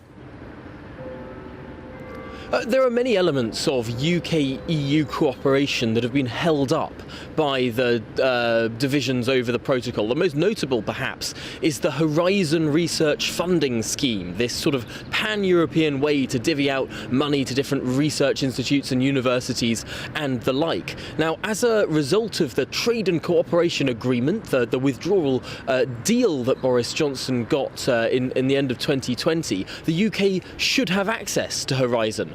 But as a result of disagreements over Northern Ireland, the EU has so far blocked the UK's access to that programme. So one example, for example, if things are smoothed over in Northern Ireland, could be UK accession to that sort of science cooperation. It could be many other little things that sort of have been not going along so smoothly in the bumpy years following Brexit. Potentially smoother relations, more normalised relations between an independent UK and a partner in the EU could reap benefits. However, that's all assuming the deal is as rosy as the Prime Minister will no doubt try and make it out to be. OK, thank you, Tom. I think it's worth about 80 billion quid, that Horizon Fund. So it would be quite nice for British industries and universities to benefit from that, wouldn't it? Now, moving on. A report by RAC Fuel Watch out this morning highlights the massive price disparity between petrol and diesel. This is despite there being little difference in their wholesale prices. Diesel is over 20 pence more per litre, more expensive than petrol, with retailers taking double the margin on diesel sales compared to petrol. Joining me now is founder of Fairfuel UK and friend of the show, Howard Cox. Howard, good morning. Now, I grew up in a house, and across the road from my house was my father's garage, where he sold diesel and he sold petrol. His father started it before him with literally a can of petrol. So this is something my dad has been saying to me recently. Why is diesel, which was always the cheaper fuel, suddenly more expensive than unleaded petrol? Well, the simple answer, because they can do it. They're price fixing. They're sorting things out. The diesel is a commodity more than petrol, because petrol is refined over here. Diesel's refined over here, but we import more of the fuel than we do anything with petrol. Petrol being more volatile, it's dangerous to transport by a tanker, but diesel comes across in tankers all from all around the world, and they can actually manipulate the price to suit whatever the speculators want to do. And that's what's happening in the fuel supply chain. And that's why, Beverly, as you well know, I've been calling for pump watch. And let's hope on a fortnight on Wednesday, Jeremy Hunt will mention something in the budget. Do you think he will? Have you had the ear of Jeremy Hunt with pump watch? Have you managed to break through to them, Howard? Well, I put it this way, I'm getting some good vibes, yes. It's no one's saying you're going to get pump watch, and it may not be called pump watch. It might be called something else, and it'll probably be run by a civil servant, etc. But fundamentally, there is definitely a move afoot, and certainly with 60 backbench MPs writing to him, calling for pump watch and a cut in fuel duty, he knows exactly where Fairfuel UK and 37 million drivers sit. Good, good. Every day on this show, there seems to be another story which is about the war on the motorist. There are so many. Now, over the weekend, Howard, we saw the pushback, a grassroots-level fight back in defence of the motorist, which isn't necessarily about killing the planet. For those of you who are watching, but we're seeing pictures now. This was in Cambridge at the weekend. Big crowds. People are getting galvanised, aren't they? You must be heartened to see images like this. Yes, I couldn't actually make it. I was invited to attend, and it's run by Alan Miller and the Together Declaration Group, and more of this is going to happen, because I understand Sheffield are introducing their ULEZ today, and more cities are trying to follow Sadiq Khan in London's approach to expanding ULEZs all over the place, just to fleece drivers with no environmental benefit accruing either. But yes, I am very heartened by this. And when you see these sorts of protests, there are various groups, as you say. There's the Together Declaration and Alan Miller. There are these guys down in Cambridge. They're collaborating with each other, but they are leaping up in different areas around the country. Bizarrely, Oxford and Cambridge are where they're trialling these. I don't know whether they expect everybody to row instead of drive a car, Howard. But what are the people complaining about? What are they incensed about? It's not just about their freedom; it's about their communities. Absolutely. The right to drive is it's the heart of social cohesion of any community. For the last 100 years, the car has been a liberating factor for everyone. It is about freedom and choice. What is so frustrating, you hear it all the time, you get people, we must get people out of their car, we must get them walking, we must get them cycling. Sorry, no, this is a freedom, this is a democracy. I choose what transport I want to. I do also want to have a clean environment. Don't mix the two together. And that's what the problem is. And we're all made to feel guilty, Beverly. Yeah, well, not anymore. Not on my watch, Howard. Howard Cox there from Fairfuel UK. Right, thank you. Let me know what you think about that. If you were there at one of those protests at the weekend, do let me know. In just a moment, though, ChatGPT. We've talked about this before. This is the rise of technology that is replacing human workers, and I'll tell you the particular professions which are most at risk. See you in a few minutes.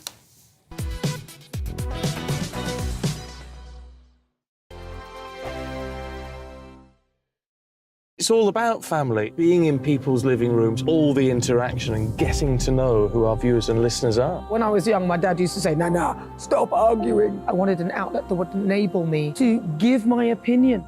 People are going through a really hard time right now, and I know that you don't feel like you're being listened to by the establishment. I came to GB News because it's the People's Channel, and I want the audience to have their say on the events of the day. We're dynamic. We do something different. Democracy shows that the wisdom of the nation is in its people. I get to travel to find out what the story is from a personal perspective. The British people aren't fools. We know when we're not being told the full story. We've got to work out how Britain moves forward from this. It's the best country in the world. The establishment had their chance. Now we're here to represent your views. Britain's watching. Britain's watching. Britain's watching. We're proud to be GB News. The People's Channel. Britain's news channel. Hello, I'm Esther McVeigh. And I'm Philip Davis. Whether you're watching or listening on TV, online or on radio, we handpick the latest stories, debates and expert opinions for your weekend. So whether that's politics, news or showbiz, we've got it covered. Join us every Saturday morning at 10 o'clock on GB News. Join me, Camilla Tominey, on Sunday mornings from 9:30, taking the politicians to task and breaking out of SW1 to see how their decisions are affecting you across the UK. Bursting the Westminster bubble every Sunday morning, only on GB News, the People's Channel. Britain's watching. GB News has its own late-night paper preview show, Headliners, where comedians take you through the next day's top news stories. You don't have to bother reading the newspaper, we've got it covered for you. Headliners, every night at 11 p.m. and repeated every morning at 5 a.m. We won't send you to sleep like some of the other paper review shows out there. GB News, the People's Channel, Britain's news channel. Join me, Nana Akue, Saturday and Sunday afternoons on GB News. Expect fiery debate and passionate discussion as me and my panel tackle some of the biggest topics hitting the headlines. It's a place for everyone's opinion. No one gets cancelled, but no one gets an easy ride. Oh, she's on it today! Be ready for conversations that are fierce, frank, and of course, fun. Every Saturday and Sunday afternoon from 4 p.m. on GB News, the People's Channel. We are GB News, the People's Channel. And right across the United Kingdom. You can find us on Sky Channel 512. Virgin Media Channel 604. Freesat Channel 216. Freeview Channel 236. And YouView Channel 236. You can also take us with you on DAB+ radio. With the GB News app and at the website gbnews.uk. We're absolutely everywhere. Come join us on GB News, the People's Channel, Britain's news channel.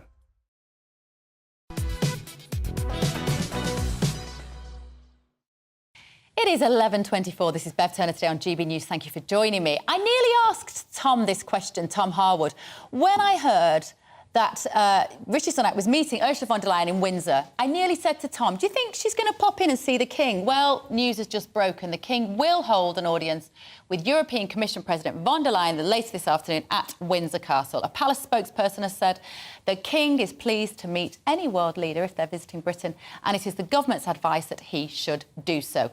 Let me ask my guests about this. Amy Nicole, is it significant that they're meeting today? I think it's definitely a step in the right direction for me, and I think King Charles is doing the correct thing there. Or just sort of cozying up to Europe in a sort of soft let's go back, potentially undo Brexit way? Maybe not let's go back, but let's have a healthy relationship going forwards. Well, everybody knows, Andrew, that if you get divorced, it's very unrealistic that you're going to have a healthy relationship with your ex going forward. But you can try, can't you? We shall always be friends. Isn't that what people say? Gwyneth Paltrow and Chris Martin. There you go. How friendly are those? Yeah, right. Absolutely. Yeah, right. I bet behind closed doors it's not as lovely as they make it. It's absolutely right and proper that our king welcomes everybody as appropriate. So I think it's good for future relations. Does it mean we're going back? No, I don't think it does. Will it help relations? Absolutely. It's the right and proper thing to do. OK, let's see. They'll be talking about building back better, won't they? They will, absolutely. Right. Police should be given power to charge suspects, says senior officers in England. You are a lawyer, Andrew. I am. What is going to be the difference between this and the CPS building a case? This sounds like a really significant story. It's a significant, but they're asking for it. It's not happening yet. Right. This is what they're asking for. And they're saying because of the horrendous time it's taken for people to decide whether or not to carry on with the prosecution. The way it works at the moment is the police get all the evidence, they then send it off to the Crown Prosecution Service, who determine whether or not to proceed with a particular case. So it's an independent prosecution lawyers.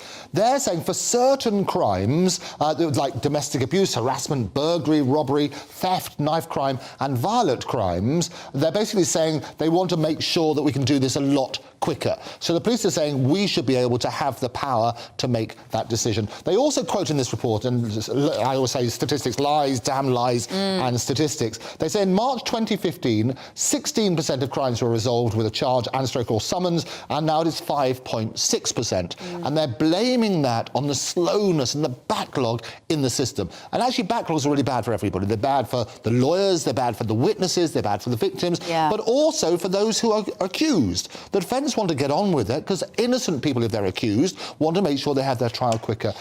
But is there a chance, Amy, that innocent people could be charged by the police without seeing if there is the necessary burden of proof that the CPS would otherwise try and establish? Yeah, for me, this is a total shortcut, and it's at a time when only 5% of crimes are actually solved, which poses the question, is the police really fit for purpose? I would suggest no. And also that tallied with the fact that 1% of serving officers have been investigated for a crime over the past 10 years. Now, in the last 12 years, we've seen cuts to the CPS and also cuts to the numbers of police. So I think that's what's created this perfect storm, this backlog. So actually what we should really try is investing into more police and certainly not more police powers, because I think they've got plenty of powers. It's just that there aren't enough of them to put them into use efficiently. It's also, am I right, Andrew, saying that this is partly a lockdown backlog because court was effectively suspended for such a long time? This reminds me a little bit, we were talking about the immigration rules, weren't we, and that this amnesty effectively on immigrants, refugees seeking asylum, 95% of them will come from these 5 countries, they will get the green light, and so 12,000 of them or so are going to be allowed to fill in some pieces of paper and go through. I just worry that when we are effectively just clearing inboxes, that we set precedents for the future under the pressure of constraints that aren't necessarily a good thing in the long run. No, you're absolutely right. And there's got to be a fair reason. Justice has to be done, but make sure it's done swiftly. Make sure it doesn't prejudice that justice. Right. ChatGPT. Just to be clear, Amy thought this was about an online GP service. Fingers crossed. That would be great.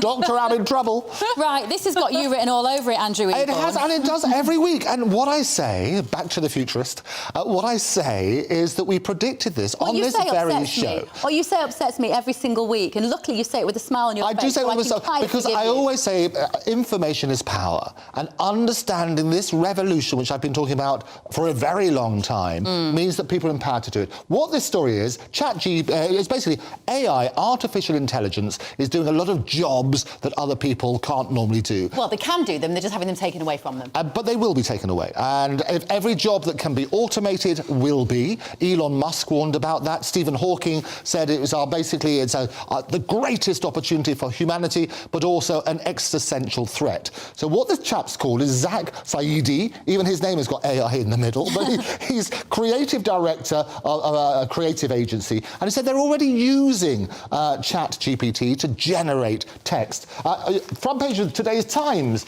Exam bodies are letting pupils use AI chatbots to write letters. Why? Essays? Why? No, because they do already. My so in the son same way... My son will like this. He'd love it. He really struggles with writing. So. Which is great. So what's going to happen? They're talking about different skills. In the future, AI is going to do all sorts of things. So where are the new jobs, though? What jobs is it creating to replace those jobs? It's leisure time. And so what we're doing is saying, look, this is what's going to happen. Every job that can possibly be automated will be. The creative industries, it's time to write creative copy.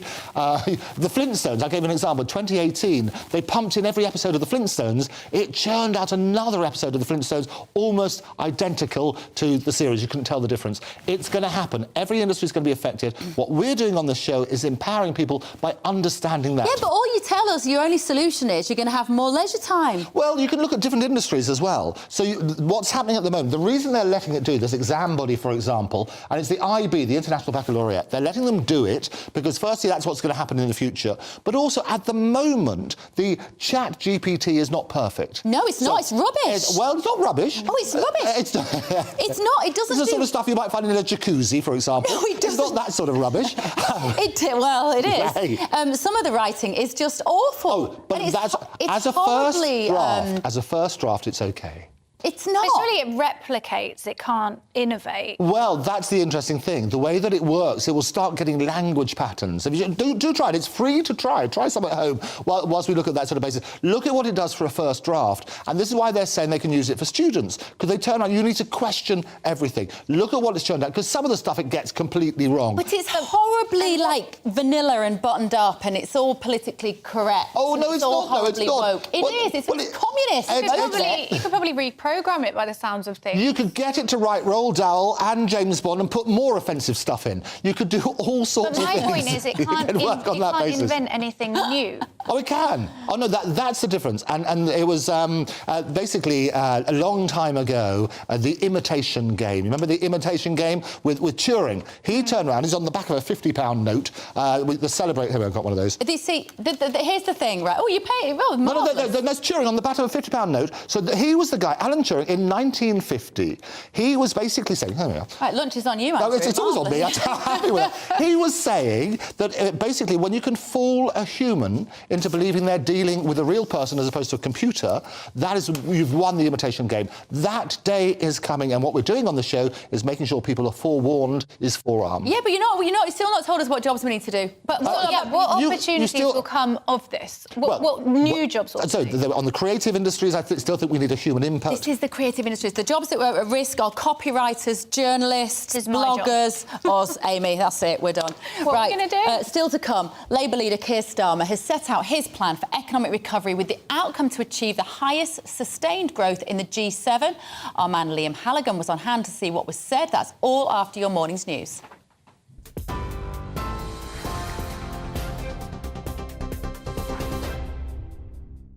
Good morning from the GB newsroom. It's 11:33. Here are the headlines. Well, let's just start with a little bit of breaking news this hour.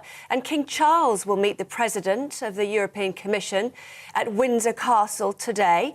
Ursula von der Leyen, who'll meet Prime Minister Rishi Sunak for post-Brexit talks later. So she's looking forward to turning the page on the Northern Ireland Protocol. Downing Street has suggested the talks could lead to a deal after months of negotiations with Brussels about fixing the Northern Ireland Protocol. The energy regulator has reduced the cap on the amount energy suppliers can charge customers, but bills are still expected to rise. Ofgem has announced the cap on the amount households pay on electricity and gas bills will drop to £3,280 from the 1st of April. Despite this, however, customers are likely to pay 20% more on their annual bills, as the government's additional support only partially protects them. This means the average home will likely pay £500 more a year. The Labour leader says he wants to bring the UK back to being a rock of economic stability. Sir Keir Starmer used a speech in London to set out his economic vision, saying Britain needs certainty but also change in order to achieve that goal. He said his real ambition is growth from the grassroots.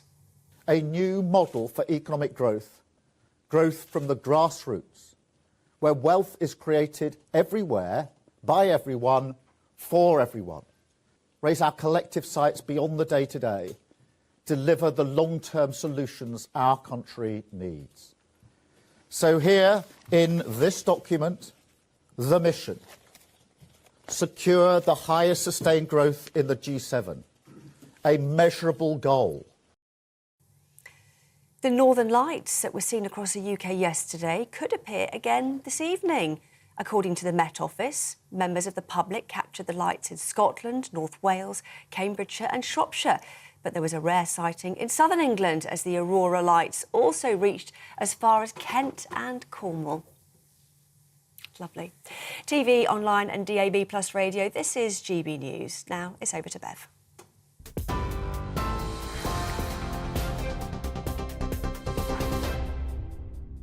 Thank you, Tamsin. Now, in just a moment, we'll hear Keir Starmer's plan to sort out our economy if his Labour Party were in charge. Don't go anywhere.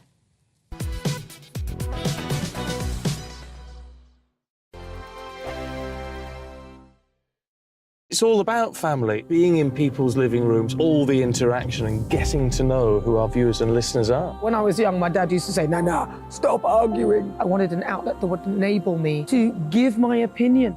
People are going through a really hard time right now, and I know that you don't feel like you're being listened to by the establishment. I came to GB News because it's the People's Channel, and I want the audience to have their say on the events of the day. We're dynamic. We do something different. Democracy shows that the wisdom of the nation is in its people. I get to travel to find out what the story is from a personal perspective. The British people aren't fools. We know when we're not being told the full story. We've got to work out how Britain moves forward from this. It's the best country in the world. The establishment had their chance. Now we're here to represent your views. Britain's watching. Britain's watching. Britain's watching. We're proud to be GB News. The People's Channel. Britain's news channel. Hi, Andrew Pierce here. Join me every Friday lunchtime for a proper no-nonsense debrief of the week's events. With special guests in the studio and the GB News team on the ground, I'll be getting you up to date with news, some intelligent discussion and my own sharp take. The weekend starts here with me every Friday lunchtime on GB News, the People's Channel, Britain's news channel. I'm Andrew Doyle. Join me at 7 o'clock every Sunday night for Free Speech Nation, the show where I tackle the week's biggest stories in politics and current affairs with the help of my two comedian panellists and a variety of special guests. Free Speech Nation, Sunday nights from 7 on GB News, the People's Channel, Britain's news channel. Join me, Patrick Christie's, Monday to Friday, 3 till 6. We tackle the day's news agenda like you've never seen before. It's high tempo, high octane, the most controversial topics, and the best guests. You will not be able to take your eyes and ears off it. I'm not afraid to ask the questions that you really want answered. 3 till 6 p.m, Monday to Friday on GB News, the People's Channel, Britain's news channel.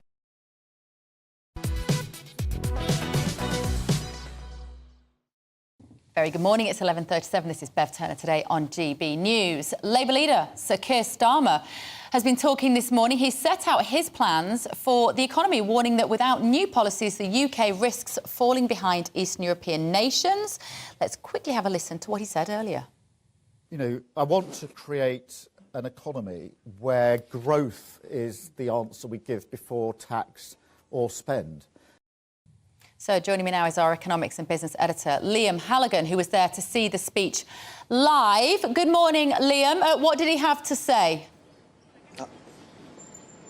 Hi, Bev. I'm here in the heart of the City of London, outside the Bank of England, of course. Keir Starmer actually gave that speech in an office building just behind the Bank of England. In general, Bev, he didn't really say very much because he doesn't really need to say very much. That's Labour's strategy. A few platitudes about wanting a lot more growth and stability and not coming up with unfunded tax cuts or spending pledges, as he calls them. It was really a display of kind of power. You had people there up on stage with him, people like Gus O'Donnell, the former Cabinet Secretary, used to work for John Major. You had Jim O'Neill, the Goldman Sachs investment banker and former Labour Minister. Andy Haldane, who used to be chief economist at the Bank of England. The great and the good really huddling around Labour now, giving a sense that they are the party of government. And he was quite clever to just sit back, not say very much at all, and just let the Tories have this internal war that they're going to have today on the Northern Ireland Protocol. You get the sense Bev, there are a few news lines, things like he wants to break us out of a high tax, low growth doom loop. The fact he thinks that some kind of role for the European Court of Justice is inevitable in Northern Ireland. But I got the overwhelming sense he didn't want to make too many headlines today, Bev, because he didn't want to get in the way of Rishi Sunak's bad headlines that are already emerging on this Northern Ireland Protocol deal.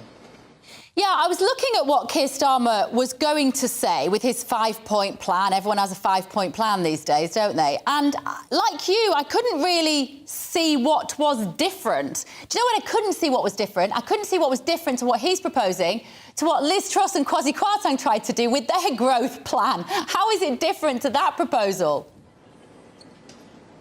Exactly right. He was asked by one of us journalists in the Q&A afterwards, would you cut personal taxation? Would you lower the basic rate of income tax? And he said, if you ask me about tax, if you ask me about spending, my answer always starts with growth. We need economic growth, we need growth up and down the country, which sounded a lot like Liz Truss and Kwasi Kwarteng. He even came up with a policy that the Tories have been trying to get through the House of Commons, but their backbenchers won't allow it, to loosen up planning rules so we can build more infrastructure, more bridges, more reservoirs, more houses above and beyond everything else, Bev. So it sounded like a kind of Tory manifesto, but there was no costings at all. It was very, very vague. And the whole point of what Keir Starmer's trying to do, Bev, it's a bit like that prawn cocktail offensive. You're too young to remember it, but I remember it. Back in the mid-90s, as Tony Blair and Gordon Brown were gearing up for office,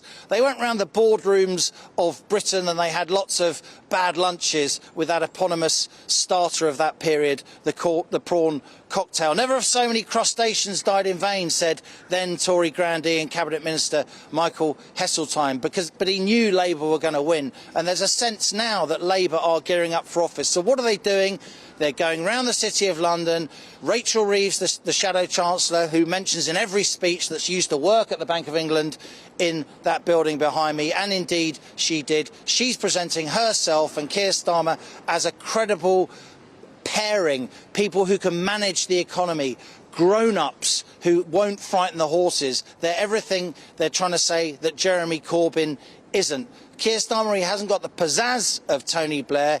The room doesn't fill with electricity the way it did when the former Labour leader spoke. So he's just trying to be very low-key, very safe, trying to not frighten the horses as Labour inch towards power.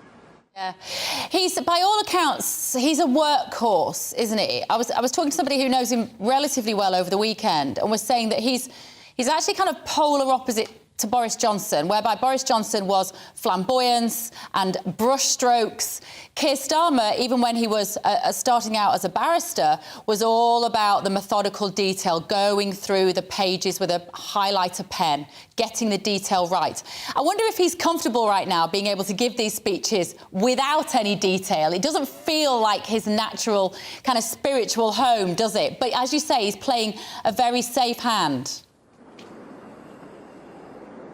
I think he's very comfortable giving, frankly, low wattage speeches. Even when he came to his kind of so-called clap lines, as we say in political journalism, he didn't even raise his voice. There's no real change in the tone. It strikes me, Bev, that Labour have made the calculation at the highest level that all they need to do is not be Jeremy Corbyn and not be the Tories. They're calculating that a lot of the country, they've had enough of political drama over recent years with 3 chancellors and 3 prime ministers and bond markets going haywire because of economic announcements, even though that's a much more complex story than most people think. So this speech, for me, it really smacked of steady as she goes. Don't give any detail, because the detail can be picked apart by analytical journalists who are looking for holes in your plans. But it did sound, broadly like a kind of Middle England centre-right consensus.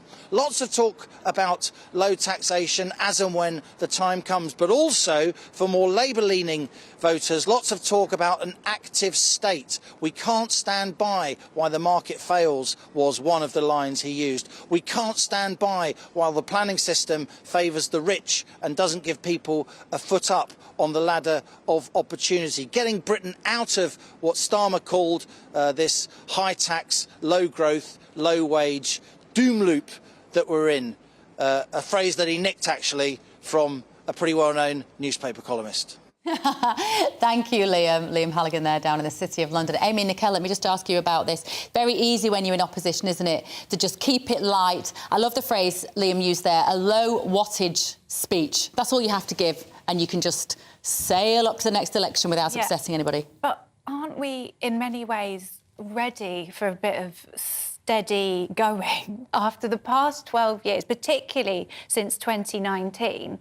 I think the country's ready for a nice low wattage and ambience to the government that we haven't had. Low wattage is the phrase, Andrew, because what Keir Starmer said this morning, and I've no doubt that there will be presenters on GB News for the rest of the day picking it apart in a bit more detail, he doesn't talk about tech or AI in the same way that Rishi Sunak gets positively libidinous when he talks about investing in those industries. You don't see that from Keir Starmer, and it isn't in this particular speech he made this morning. Yeah, it is interesting. Well, I think you want to show the antithesis, because you could then turn around, it's all about communication. Boris went from the wonderful chap who won 80-seat majority because he used to be the Heineken Prime Minister who could reach parts of the electorate that nobody else could. That's what they used to say about him. He then went to the Marmites where you either love him or hate him.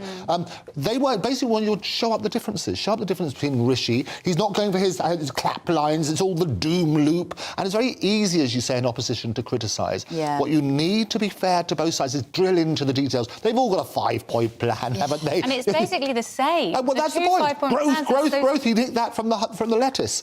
So you work on that sort of. You can't get those anymore. I just love to see one real zinger, like just for Keir Starmer to say something about free childcare or housing or something about rejoining the single market, just something that's going to capture the attention of everybody watching. That's what the journalists can do, though, when they sort of turn around and say, well, give us one policy. Because as Liam rightly said, the brilliant Liam standing outside there, so good. You turn around and say, give us some details, tell us about how you're going to do this, what's happening, where's the sort of evidence to go with all these sort of policies and so on and so forth.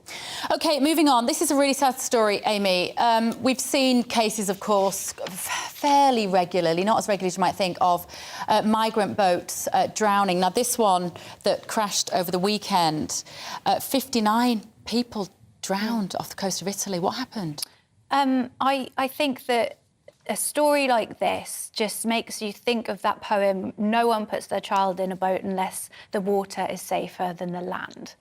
And this is a tragedy, but I think a lot of people saw it coming, particularly in Italy, where Giorgia Meloni's government has reduced the NGO lifeboats that are rescuing the people in these boats. She's clamped down on it, and this is the result. And people were saying, with this policy, something tragic is going to happen. And just this year, Italy has seen an increase in migrants, so up to 13,000, up 5,000 since her tough on immigration party came into power. So I think it shows that you can't address this without addressing the push and the pull. You can't just have these tough policies because they don't work, and this is the result.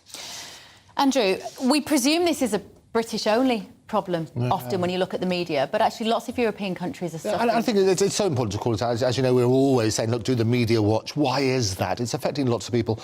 And we become desensitised to some of these statistics until you personify it. And you turn around, and this, a baby, newborn baby, was one of the 59 victims. And you look at that, and they're talking about, you know, it's reaching €12,000. Rescuers have reported seeing doctors, lawyers and well-to-do migrants from Syria and Afghanistan are leaving Turkey by boat. So you look at this sort of stuff, what's happening on this sort of basis. We need to address it at source. You need to turn around and say, let's stop the people smugglers. Let's work out why this is happening on this sort of basis. When I saw this story, I wondered, having seen the pictures over the weekend of the people who've been displaced from their homes with the earthquakes in Turkey, I wondered if it was Turkey Turkey victims of earthquakes. But actually they weren't. These were people coming from Afghanistan, Syria and Pakistan. One person who was arrested was the suspected people trafficker. Those are the people, of course, that we need to address and bring to justice. Right, moving on. Andrew Ebor, we did talk a little bit about this last week, I think, but this is about the war on meat. Cambridge University students voted for a completely vegan menu across all catering services after a campaign by Extinction Rebellion offshoot. I'm getting to the point, Andrew, where if I go for a meal at a vegetarian's house, I might take a steak. Look at you taking a steak in a vegetarian place, absolutely. You know, there's I'm getting... It's a bit like the war on the motorist, isn't it? It's the war on the meat eater. If I have a vegetarian come to my house, I accommodate their needs. I'm starting to wonder whether we meat eaters need to rebel and arrive with a lamb chop. I like that, and it's about respect, because as you turn out, I can say some of the best macaroni and cheese I've ever had was a vegan version at... that's ridiculous. No, but I'll take you for mac and cheese. What sort of blasphemy is this? No, but it tastes divine.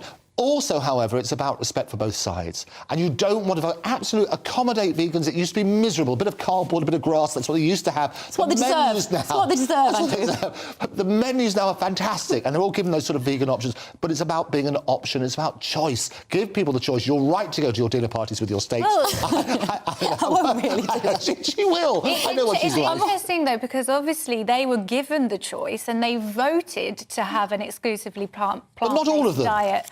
No, not all of them, but that is democracy. Yeah, but this is the thing. How many of those students voted for veganism on the menu because they sat around the lecture theatre and thought, meat is a moral issue, like, I'm going to be judged if I don't go along with the majority, so it's the tyranny of the minority who will be iron deficient, who won't have enough vitamin D in their bodies, who'll be weak. It was a secret vote, probably. Beef and lamb, however, have been off the menu since 2016. There already. So it's only bits of chicken. All the chickens are rejoicing. They're idiots. And they go to Cambridge University, Amy. Well, no, there's plenty of statistics to suggest that plant-based is not what you suggest. These people aren't going to keel over any second, and they're actually fitter and healthier than meat eaters. Rubbish. So a plant-based diet has been shown to slow prostate cancer progression by 52%. Did you see? That's huge. Well, that's only one cancer. But did you see Bear Grylls talking about this? So Bear Grylls, adventurer, guy off the telly. Bear Grylls sounds good, doesn't it? Bear Grylls,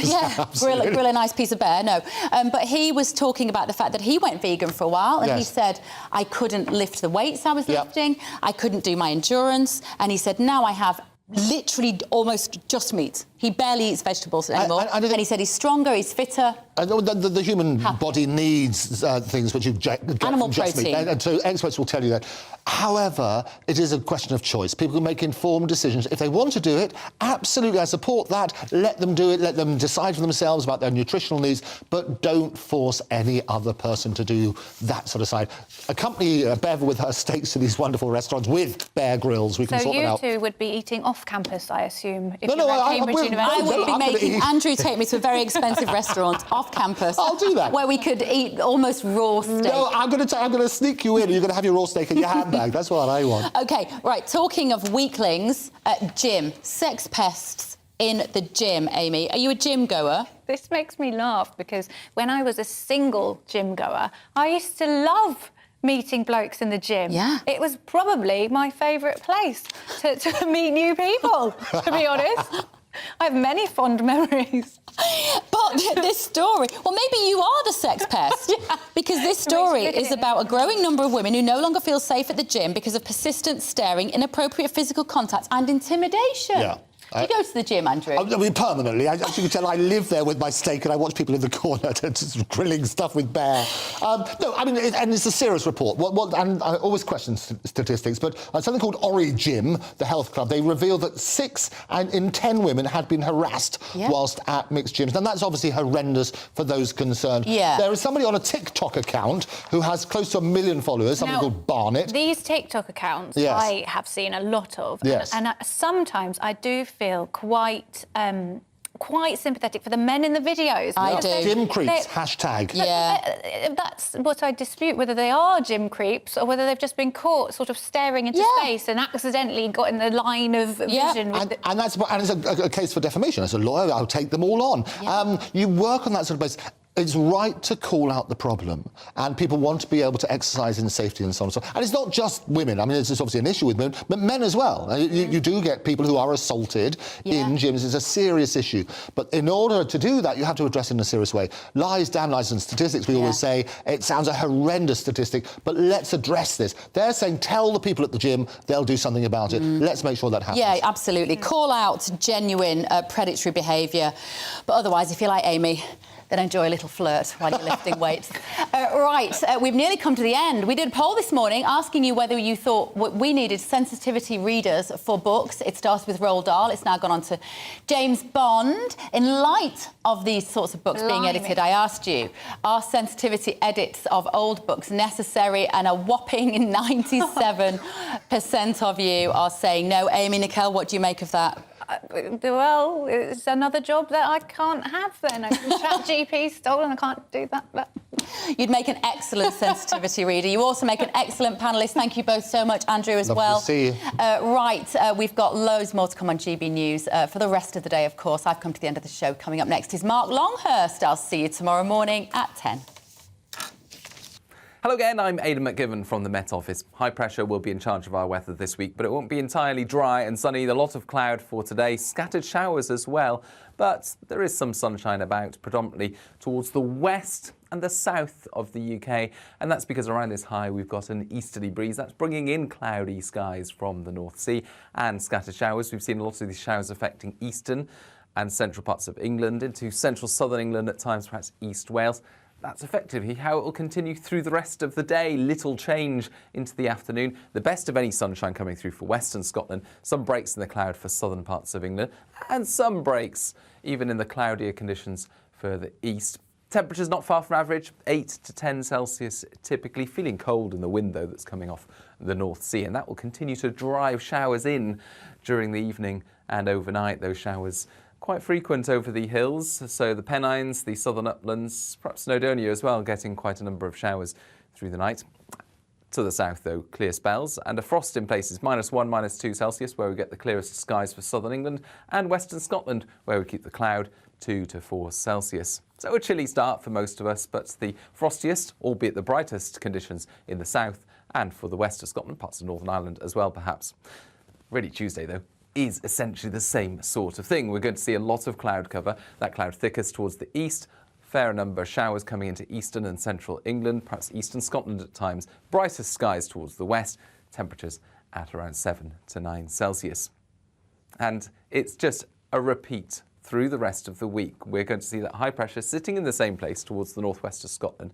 An easterly breeze bringing a lot of cloud and those showers in from the North Sea. The showers occasionally reaching North and East Wales, central and eastern England. But for many western areas and the far south, it is largely dry with some bright spells. I'm Jacob Rees-Mogg, the Member of Parliament for North East Somerset and a former government minister. For years I've walked the corridors of power in both Westminster and the City of London. I campaigned in the largest democratic vote in our island's story. I know this country has so much to be proud of. We need to have the arguments, the discussions on how we make it better. The wisdom of the nation is in its people. Vox Populi, Vox Dei. That's why I'm joining the People's Channel. Join me Monday to Thursday at 8 p.m. on GB News, Britain's news channel.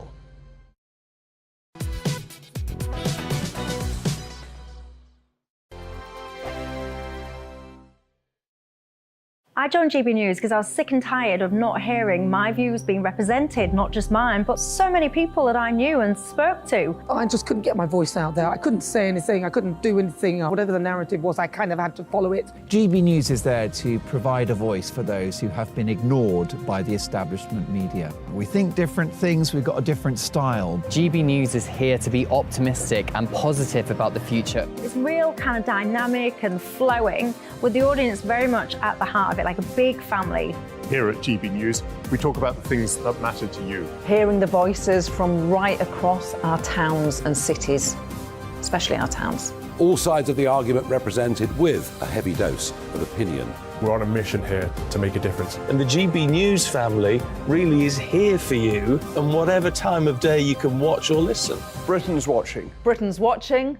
We're proud to be GB News, The People's Channel. Britain's news channel. Hello, I'm Michelle Dewberry, and you can join me every weekday 6 till 7 on Jubes and Co. You're an inspiration to us all. Click that bit up. Well, you are. That's my ringtone. My political ambitions are, those days are gone, I can tell you. She's only teasing. Go on. He's probably going to want to lay down now. I'll give him 2 minutes to have one. Let's respectfully disagree. That's what we like on Jubes and Co. Come and join us. GB News, the People's Channel. Michelle Dewberry, weekday evenings at 6 o'clock. Westminster is going around in ever-decreasing circles, followed by the media. Britain is broken.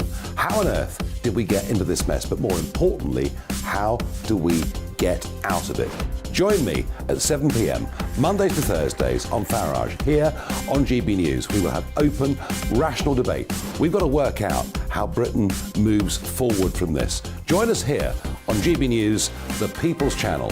Britain is watching.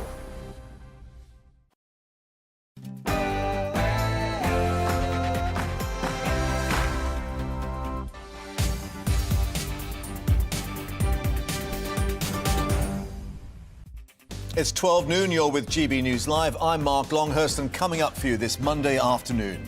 They're calling it the Windsor Agreement, but could Rishi Sunak end up in a Windsor knot as he tries to sell a new Northern Ireland Protocol deal to his own backbenchers and the DUP? He's meeting European Commission President Ursula von der Leyen for what are being described as final talks. She will then have tea with the King at Windsor. Will it be a celebration? Well, the devil could be in the detail. Former Cabinet Minister Jacob Rees-Mogg telling GB News he expects a major Tory revolt if the DUP don't back the deal. Boris Johnson, who set in place the current protocol position, also making grumbling noises, Rees-Mogg declaring his position will be fundamental in any agreement. And also tributes being paid to Baroness Betty Boothroyd, who has died at the age of 93, the first female speaker. Sir Lindsay Hoyle